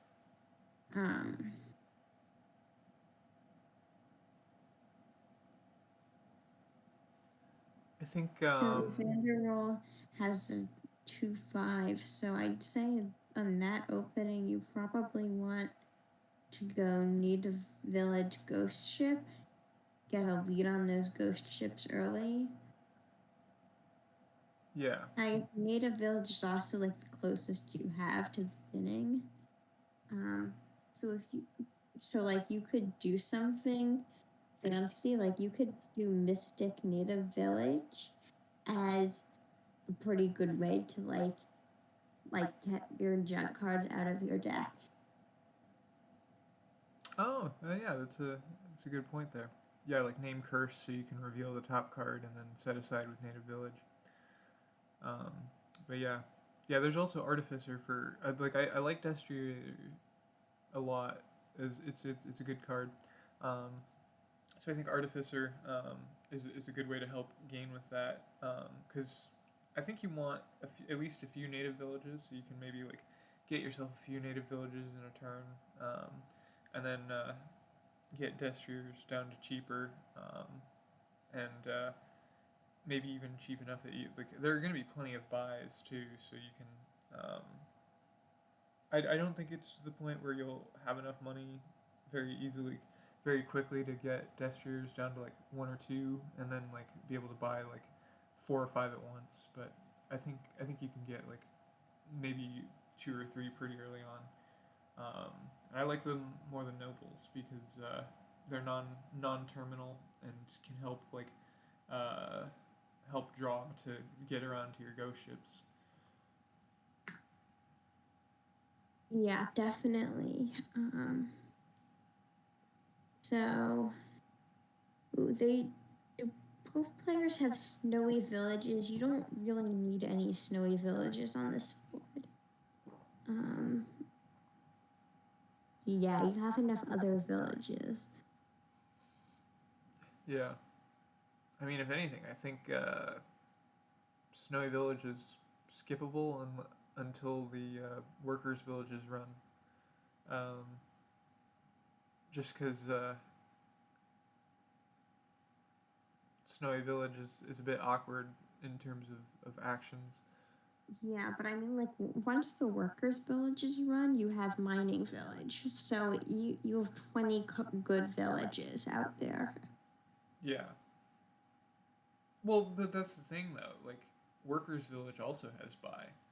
Um, so that's why I'm saying like no snowies until workers. And so I mean, yeah, like probably at that point, like you don't need that many buys because it seems like money is a little hard.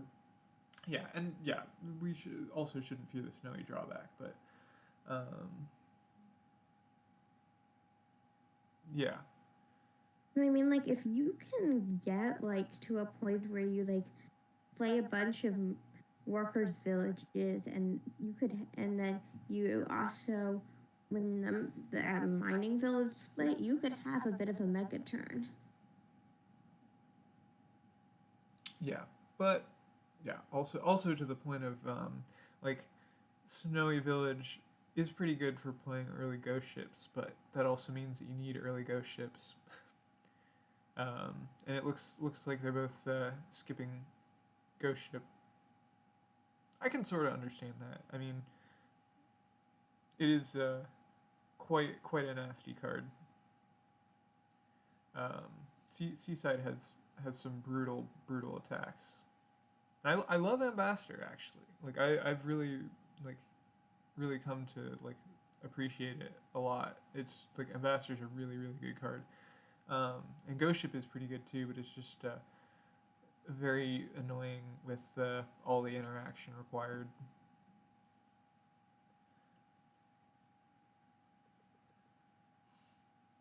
Because at least with Ambassador, you can just shove garbage into your opponent's discard. But here you gotta sit there and make them choose like which ones to put on top. Um, and like they don't even make it very well known about the ability to order for Ghost Ship because it's like discarding the first card you put back on. Like first card you click is the first card you're putting on your deck, and then you put the next card back on top of that. So you can choose like you can order that you're not like um, totally ruined. But that's not even the most obvious interface there. Maybe just because like it's only two cards, so they feel like you should know what's on top and what's on bottom. But I mean, also for like Oracle, like it gives you a little thing like this one's top, this one's bottom. So like it'd be nice if Ghost Ship had something like that that like you could just use that to set up more easily.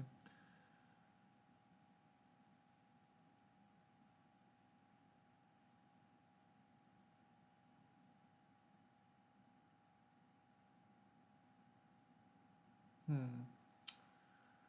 Yeah. So going a bit more treasure heavy. I think that's yeah. I mean, Mystic is pretty good payload, but it's also a stop card as well. Like it's only draw if you know what your next card is.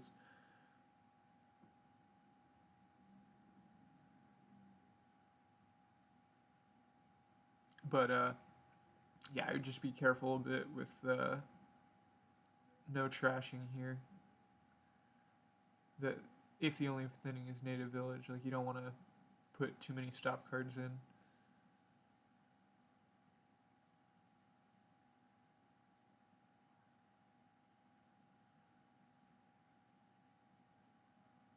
And yeah, getting a crop rotation at this point would be would be nice.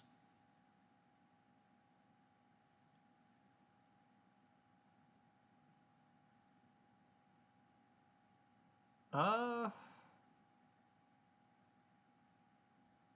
over terminal or under terminal being worse? Under terminal? I feel like well, I mean with over terminaling you can add villages. Um,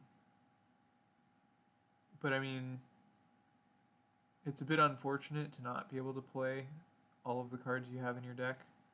But yeah, I mean, yeah. Again, this is given like good amount of deck control and being able to draw your deck to be able to see what all you have. But yeah, we're a bit away from that still.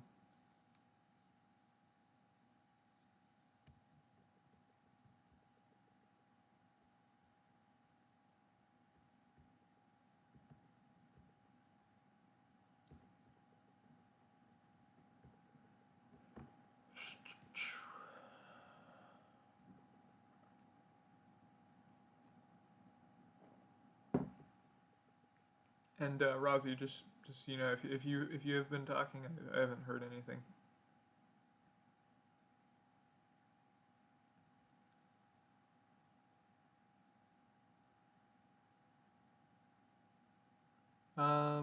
Snowy split 3-0. Yeah, maybe a bit much on the Snowies.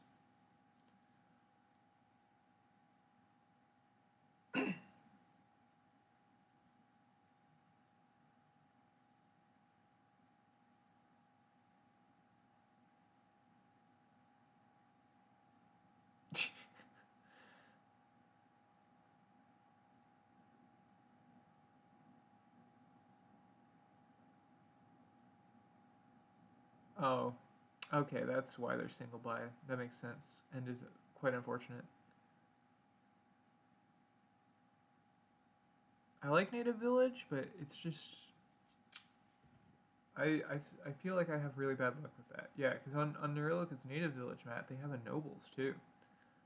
Um, so they're doing very well on Nobles. So I mean that's sort of fine, but yeah, Nobles is better for draw.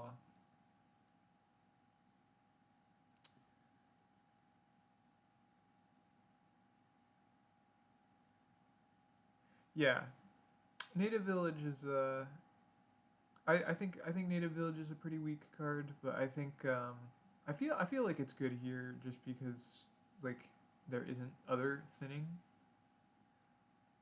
And I mean, yeah, I just feel like I have bad luck and set aside cards that I want in my deck and not outside the deck. Um, like I'll have like yeah, and I guess it's also just like the bias of not setting things aside, but or of like remembering bad things that happen. uh, but yeah, yeah, no, and like the ability to like that you have to take everything that you set aside back up, like all that work. If you want to like release one card that you want, you have to take a lot of junk otherwise. Um, so yeah, Native Village Megaturns are very hard to set up.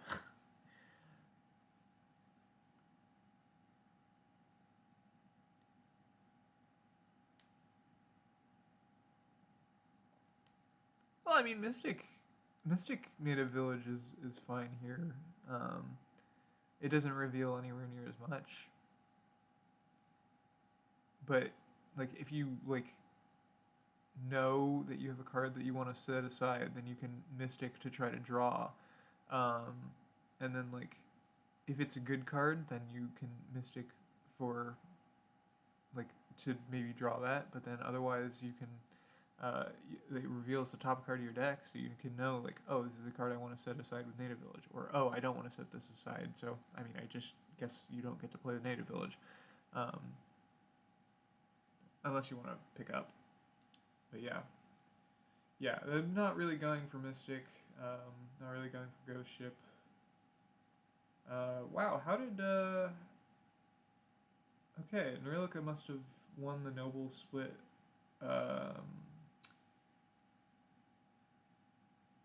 So, how do they have 21 points? I guess they have the province and 7 of the nobles?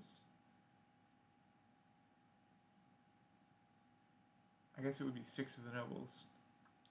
15 plus 6 is 21 plus another 6. Yeah. Yeah, so they have 6 of the nobles, so that's also pretty good.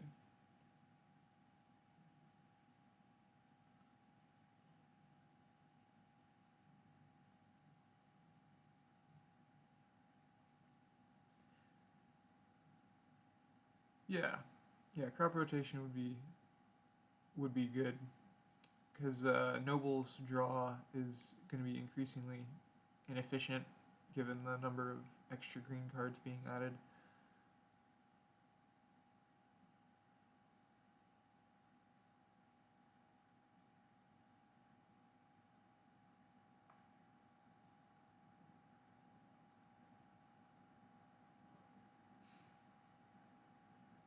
Oh,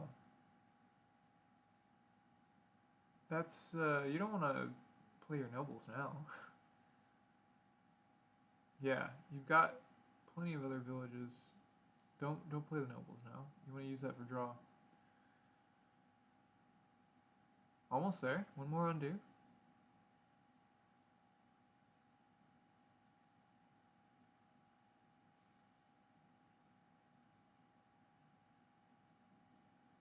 Okay, what is happening at the moment?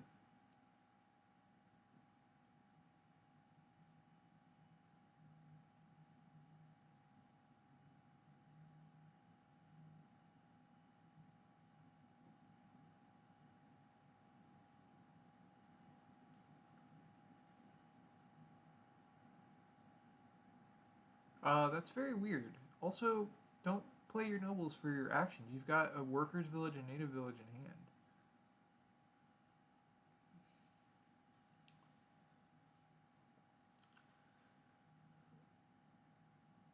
Oh, it's snowy. Okay, yeah, never mind. That's what you mean. Sorry, Strumpf. Didn't see that.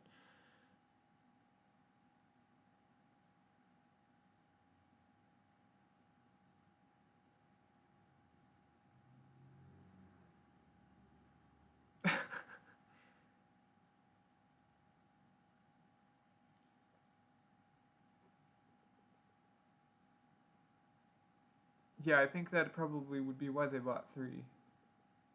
I think the +4 actions, but not the yeah. Oh.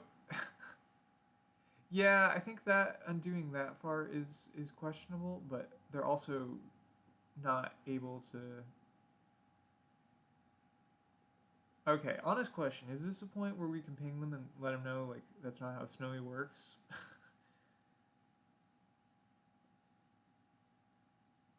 Like, could someone do that, please, in matches?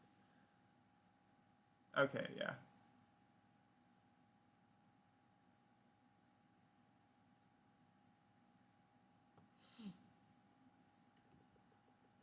yeah, yeah. I mean, yeah, I didn't notice that they played the snowy at all.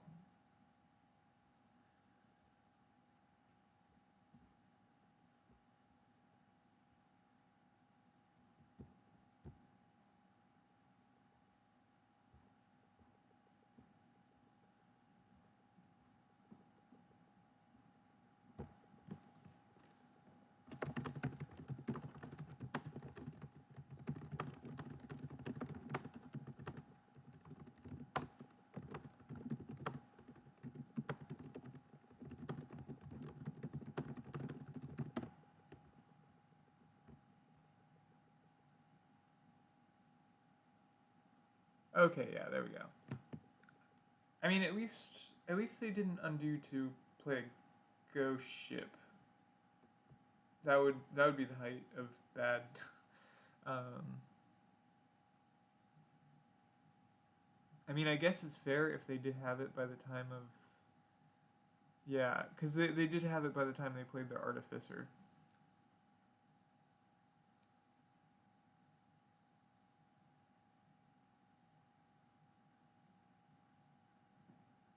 Yeah, yeah, a bit of a questionable undo, but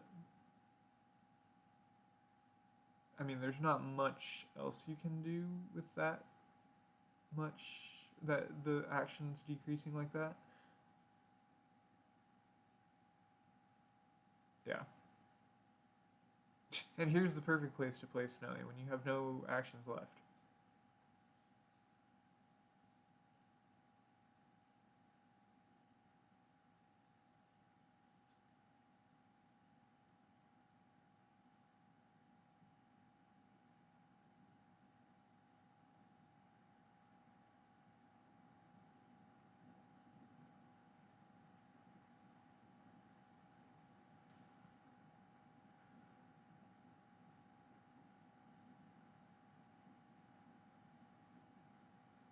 Alright, what was that last card? Yeah. That would have been a perfect opportunity to set it aside.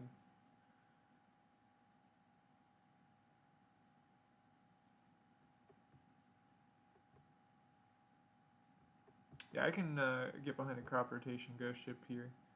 But yeah, no, it's just going to be a province.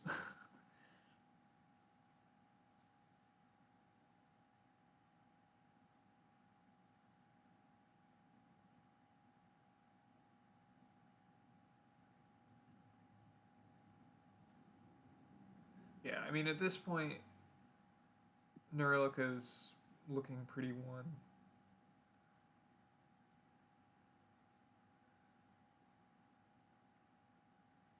Just because Mies is really struggling with draw.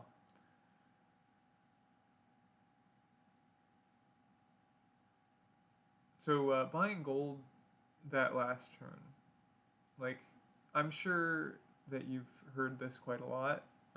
Depends on whether you've seen your match commentary by J-Nails. That was pretty constantly telling you not to buy gold. And I will not echo that quite as strongly, but that, like a gold there. Yeah, I mean, yeah, getting a gold there is just adding another stop card to an already hard to draw deck. So it's really not helping you. So it's just kind of unfortunate, and it being 32 points behind without being able to draw your deck and even like province really is not good. So yeah. Is there a world in which you get Oracle as Nerilika? I mean, honestly, I think there's plenty of actions. I mean, they bought another native village, so I think an Oracle is fine. I mean, adding more draw can't hurt.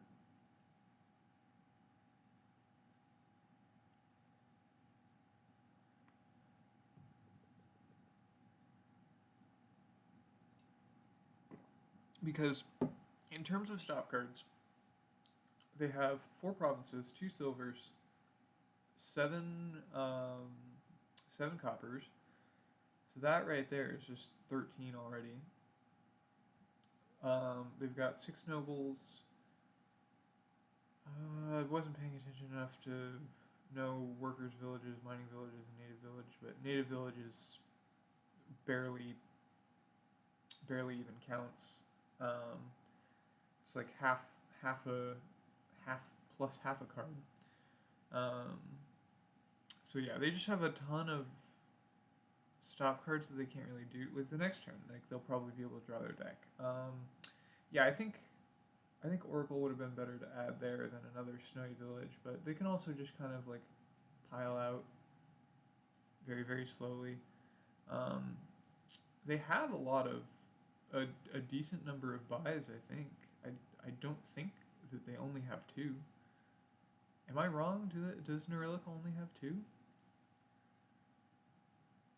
Because it would be okay. Well, that's just very sad then, because they've got the money to be like emptying native villages and like pretty close to emptying workers' villages.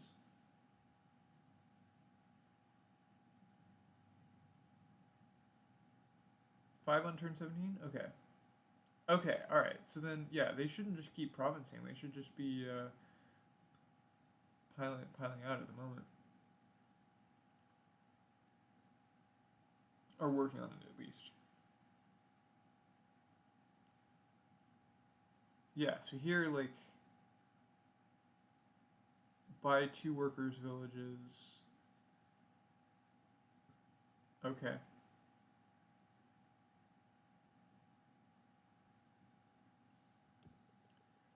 Yeah, I mean, provinces at this point also isn't bad. That'll also end the game.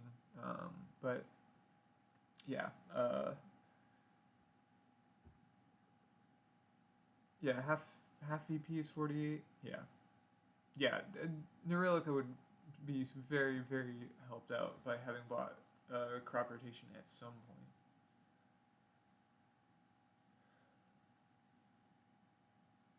But yeah, there's just so many stop cards that it's just at this point like pretty much impossible to be like keeping your deck consistent. And you're just only adding stop cards now too, because the last few turns you've been buying native villages, which don't really do much in terms of helping you get through. And if you only have $11 in your deck, then it's hard to do much with that.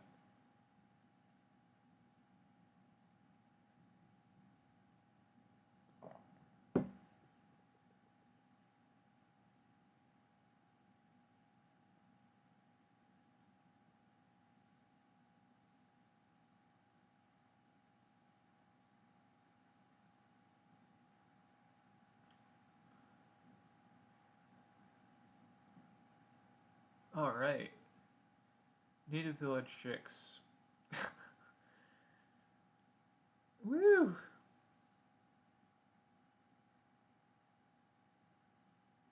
Yeah. Why do you? Okay. Why are we still buying native villages? I think we have enough actions. Yeah. I mean, yeah. There's just not gonna like get to the point of piling out and like buying a province. So, but help yourself more by buying draw. Oracle is a great draw card. Ghost Ship is a great draw card. Crop rotation is a great draw card. Like all of those would be so helpful.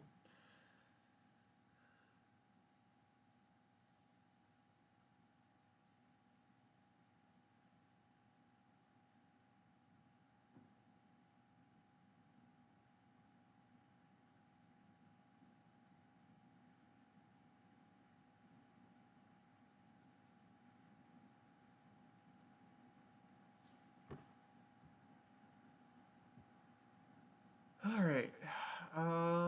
Is this? Yeah. Yeah. Now, at this point, it is probably just going to be a duchy, but kind of depends. $5.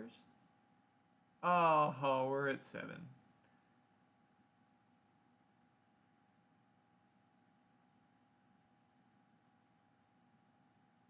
This could be a duchy native village, duchy estate.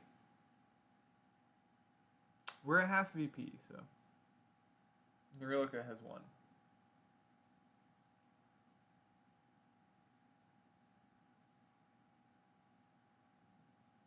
Well, I guess that's true. People don't. I guess usually you would trash your estate, so the extra 3 points can matter, but 23 points down, not really able to draw a deck, and you have a gold, 3 silvers, and copper. Like you've got enough to double province, but there's 1 province left. It's not looking good.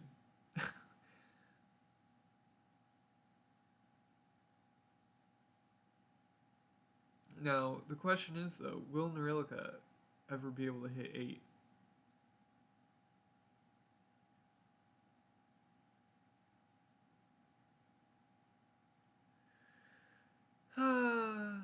And it's not even enough to buy crop rotation.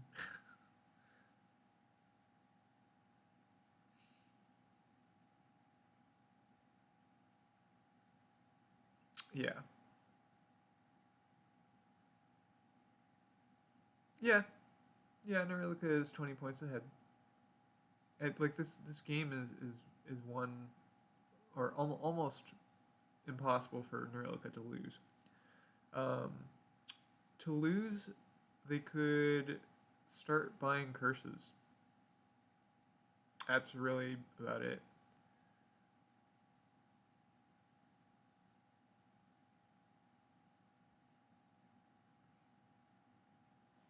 Oh, Nerilika didn't get 2 extra estates.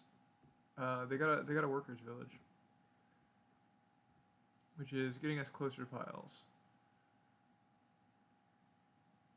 Set aside and then pick up.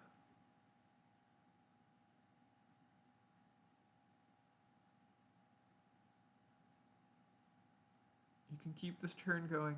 Please keep this turn going. Maybe you can hit 8. Yeah. Nope. You got 5.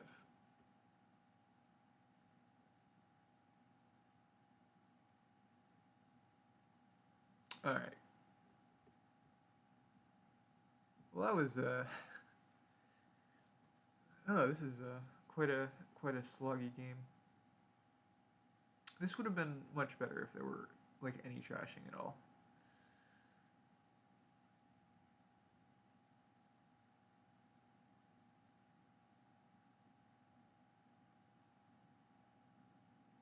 Do you dare play the snowy?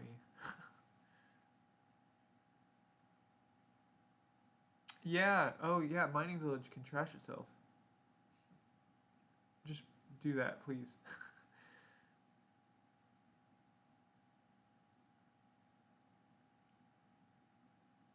Oh no, no!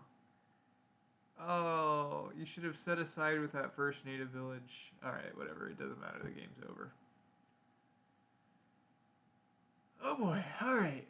One more, alright. So, that is...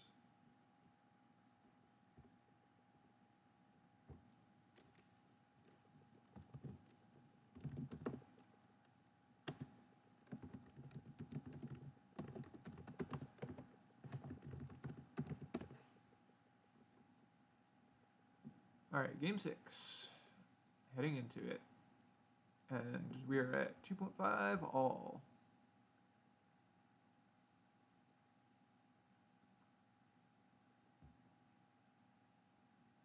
This has been a long match. The computer problems did not help.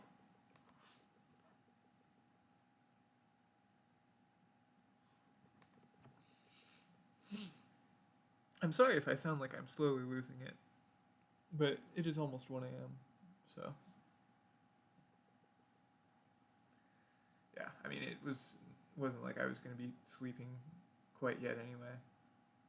And I have never slept well, so was probably going to wake up around 6 a.m. anyway.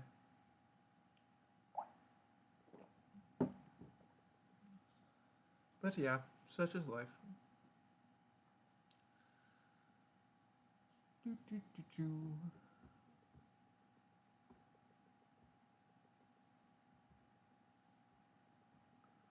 Alright.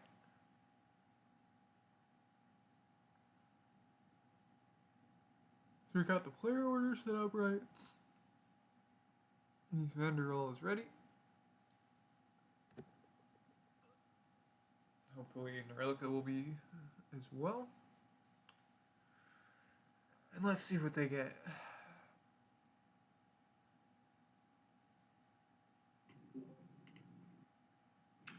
All right.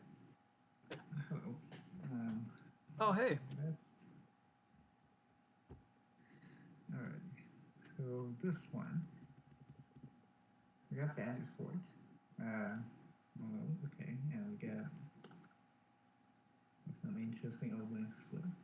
Trashing race plus black bridge. God is scared.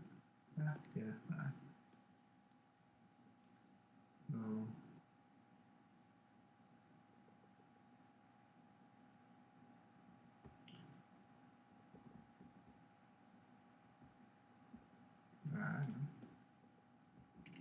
yeah, I think regardless, you're not cutting a cursing of that.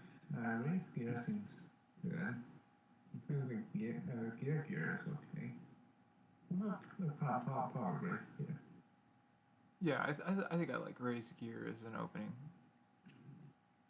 Yeah, so we've got There's coin. I mean, coin bridge is a thing. A little bit. You put like 5 coins down there, and just you draw a deck, then you play every single bridge. Yeah. Yeah, that sounds good. Um, But drawing the deck is just a bit hard though too, because Puka is well, a you terminal. can't just draw with gear. Like if you have coin and a lot of actions, which you also have mining. Right, so we bought a gold. Yeah. Gold is not only because we don't buy gold, we also banned the fort here. So Yeah. anyway, so what happened? Alright, so it was bridge, mining village versus gold coin. Yeah, so no one bought race, no one bought gear. Bridge was like semi-reasonable. Okay, here you go. Now race was fun. Yeah. And that's good because the golds. Yeah. Yeah. No. Yeah. Yeah. I think to also just mention for future So, reference, like like we always said, we do not open villages for yeah. every reason. Yeah. Just because it's effectively a cantrip. Like, like the only exception I think is mining. Out of the 3 and 4 cost villages. Maybe a handler sometimes. Let's say there's supplies. Yeah. Wandering, wandering depends. I mean, they stay in,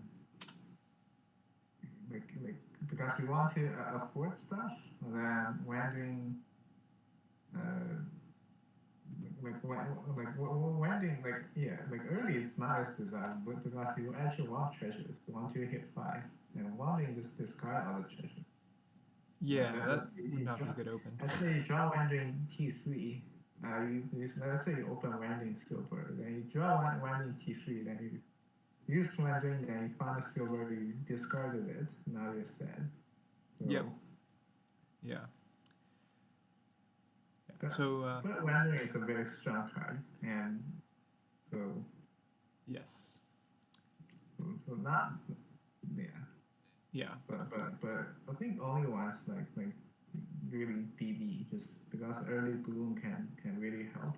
Like a silver bloom and I mean any bloom. So BB is totally fine. Well, Yeah. So for MiesvanderRoll here, buying another gold. So they have 3 golds now, and took 2 curses to get 2 of those golds at least. That's really not the best idea. I think a bridge megaturn is like pretty well supported here because Puka is incredible draw. Like can see a lot. You can just draw with gear. You don't have to draw. Or gear even, yeah. Yeah. But I kind of want at least 1 Puka in just for like working on trashing the coppers. I guess probably raise is better than that, but at least like once the Puka's done its work, trash 3 or 4 coppers, and you can just raise the Puka as well. I mean Puka is a fun card. It's just seeing it's obviously weakened by Curse Gold, but it's I mean it's fine.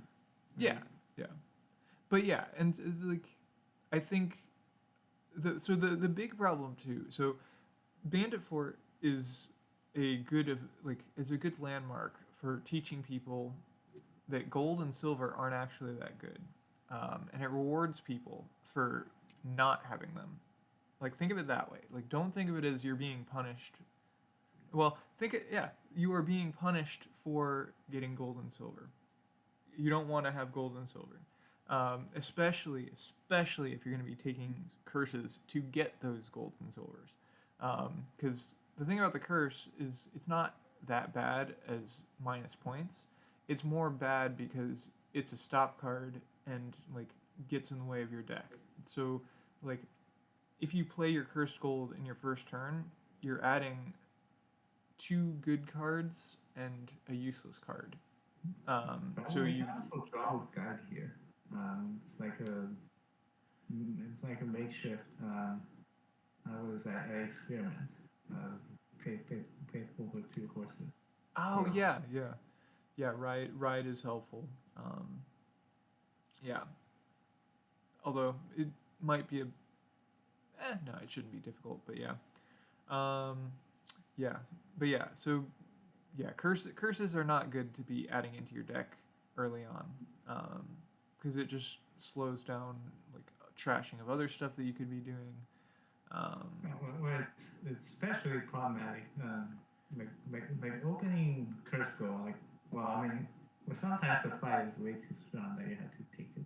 yeah, But like that's like equivalent to opponent buying IGG or Ilga means, and they put the curse before you shuffle, which is really why do you want an extra stop card before you shuffle? So that and that curse is gonna hurt for the rest of the game. Hurt longer, like especially with deck with no trashing. So yeah. Here there is at least curse trashing, but yeah, like you don't want to have to use it.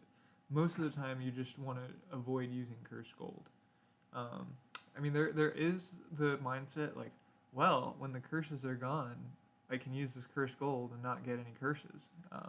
I mean, like that's also a thing, but you shouldn't do that because that means you've probably taken a lot of curses. that only happens when there's a cursor on the board. Yeah, There's very, very rarely. Well, or there's like a watchtower. You can play as go without any repercussion. yeah,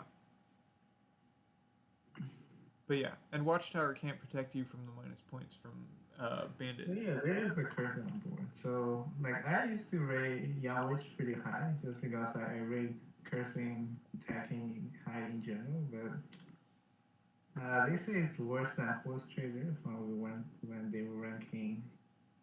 What what what did they come from? Hinterlands, I think. I don't know.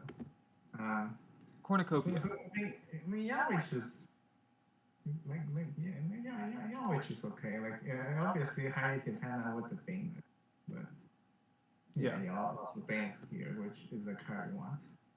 Yeah, yeah. So that I think is like a really big problem. Like Young Witch with a like a Bane that you want anyway is much worse than Young Witch with like yeah. I mean the Banes because they're 2 or 3. Usually it's not too bad to have them in your deck anyway. Like Young Witch isn't the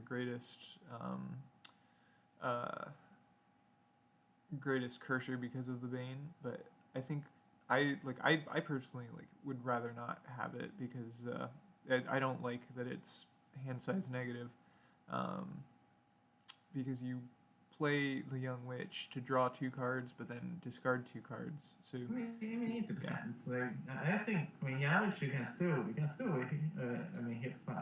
yeah, If you open Young Witch Silver, but I mean. It's just weakened to a point that it seems not as strong than I anticipated. yeah, Oh, okay. I like that. Trash first gold. Yeah, that. yes, that's a good move there. It keeps you from continuing to play it. Yeah. But And I mean, if you don't play, it's just like a estate. yes, yeah. But I noticed too that nerilika is at -2. I don't think it's because of well, maybe it is because of curses.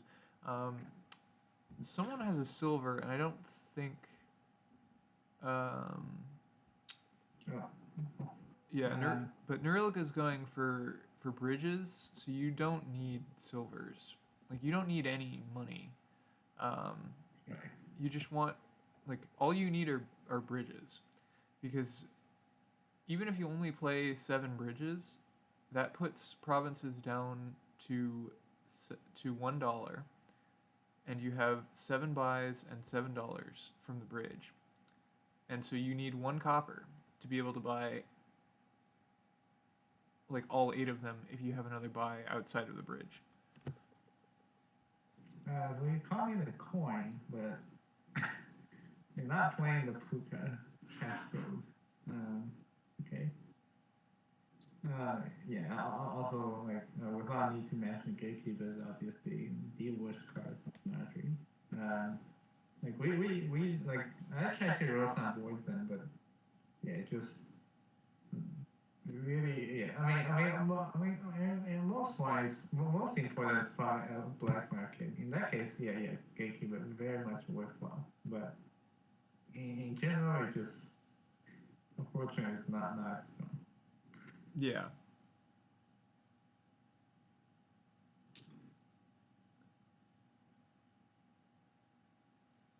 Yeah, it's just really not that big a deal. Your coin's good. You have an attribute, but the coins are always nice. Like like the fact that people one reason people like coin villagers is they allow you to play and barracks. Being able to play the terminal first and find nice stuff is always a very big plus. Yeah, yeah. I mean, yeah. To be like, Gatekeeper may just be a very bad card, but it does have its uses as well. Like, it is a great courtier target. So like, J-Nails likes to do like gamble engines, and so Yeah, like, I actually did a gamble engine today. It oh was like nice. I haven't posted a board, but it was so it was first of all it's a colony game, so it has plat. Okay. Then it has Afair, then it has Skulk, which help you get animal fairs. It also has Secret Passage, which allow you to top deck stuff. So yeah, I really like the gamble idea. I just think it's really cool. Yeah. Yeah, and yeah, so Gatekeeper, you can just keep that in your hand and then like gamble through your courtiers and get yourself like gold, buy money. Well, you can't really gamble Gatekeeper. It doesn't give you No. coins. You have it in your hand and you gamble the courtiers. So then you play the courtiers to Oh reveal from your hand. sure. You have use it as three types definitely. Yeah, yeah. Like when Monarchy first came out, I was wondering, you can play switching between two gatekeepers. Like that like how you switch with two haunted woods, two swamp hags, and all these stuff. But even that, it's still mediocre. Like it just, um, I wonder. You put it at four. Before, like people will always open it and make the game not very not pleasant. But even at 5-2, gatekeeper possibly because there's other stronger cards. Yeah. I mean, the exile attacks are still kind of annoying. Like Cardinal is a pretty weak card usually as well, but I've had games where it was just it was brutal. Cardinal always have the application that when a pile runs out, then you're essentially trashing their stuff. Yeah. So Cardinal always have that, and obviously the usual draw 2x stuff still applies, but the Gatekeeper just like it doesn't do what Cardinal does. It exiles, but temporarily and switching between two, playing between two, wasting 2 5 costs in Gatekeeper. So Right. Yeah. but final black market. Only use case pretty much. No, I get it. Yeah. I mean, yeah. And I always am tempted to like try to make it work. Usually it does not. But I think it's just like it feels really good to if you happen to do well with what's usually a bad card. Um, just even more often, like you're gonna just not do well because it's not good. Not like usually. Not like, I just like sometimes practice strategies like gamble stockpile, Yeah. proc stuff, proc force, good to practice. Yeah. And it's fun to play them. So let's see. Yes, where are we at here? Bridges and mining villages are both very low. Nerilika seems to still kind of be struggling with draw a bit. Yeah. Like this gatekeeper doesn't even do anything. Just play two, buy money, exile one, and then buy one back. Discard it. Yeah. I mean, I kind of want a puka though. For Nerilika. I mean, same applies. Okay. I. Well, now it's gonna do something. Yeah. It's just. It's too. It's still a house. So. Yeah. The piles are low, but with the province, like, with a bridge megaturn, you gotta commit. Yeah. And it's, I mean, Talus is fine. I mean, Talus is great if the file were like let's say a hunting party or something. Like that, getting a Talus with bridge. But yeah. But yeah, no, I mean, I guess also like you could just really be threatening piles too, with how low bridges, mining villages, and raises are at the moment. Because right here, this is enough to get. Yeah, you can empty both mining and. Or you could get a province. Yeah. Okay. Well, I mean, two raises. Not that unreasonable thing. Yeah. I mean, now I'd be hitting piles much harder. So from my observation from these games, Nerilika, like I mean, it does recognize the importance of piles and try to pile as possible. I mean, that's obviously very important. Recognize the importance of piles. Because more often than not, in pile games, game like deciding then piles and then so. Yeah. I mean, they are like more trying to build generally. I've noticed that MiesvanderRoll seems to go just more like more money-ish, and so that's another thing too. Like some kingdoms are weak enough that money is just like the bad, or just like the thing you do, but generally like just trying to build more, and like there's a bit of building going on, because like you got your bridges and you got some draw, but there's a lot of like it comes with experience, and like just you gotta recognize like what is a board all about. So here like you've got good draw, you've got bridges, you've got actions. So like this is something that you can conceivably do like a bridge mega turn, or even if not like all 8 provinces in one turn, then you can sometimes do like you could just escalate it really quickly, or it could end on piles. But bridges are a central part. Actually, I haven't run a lot of coin bridges. I mean, I've had success with some games with low carriage. But the coin village is, I mean, it's fine. I mean, I guess. Yeah, but that's not like you ask for bridge megatons. Coin is not that they want to come across, but it's definitely plausible. Yeah.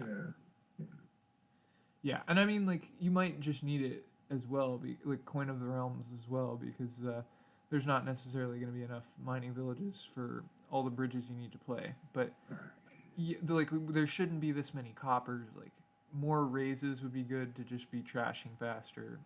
Like, you wanna thin down, like recognize like what are the most important cards that you want to see, and how do you see them? Because like this looks like it's in hand, so yeah. Obviously, I think he there we go. Should see it. So. Yeah, they should see it. Bridges and raises. There we go. Wait, what did? Okay, all right. Blowing raises and. I think that's fine. Anyway. All right. They're nasty. Well, that is the match. Okay. Thank you for watching. Thanks for commentating. Thanks for jumping in. Yeah, no problem. And I am gonna be going to bed.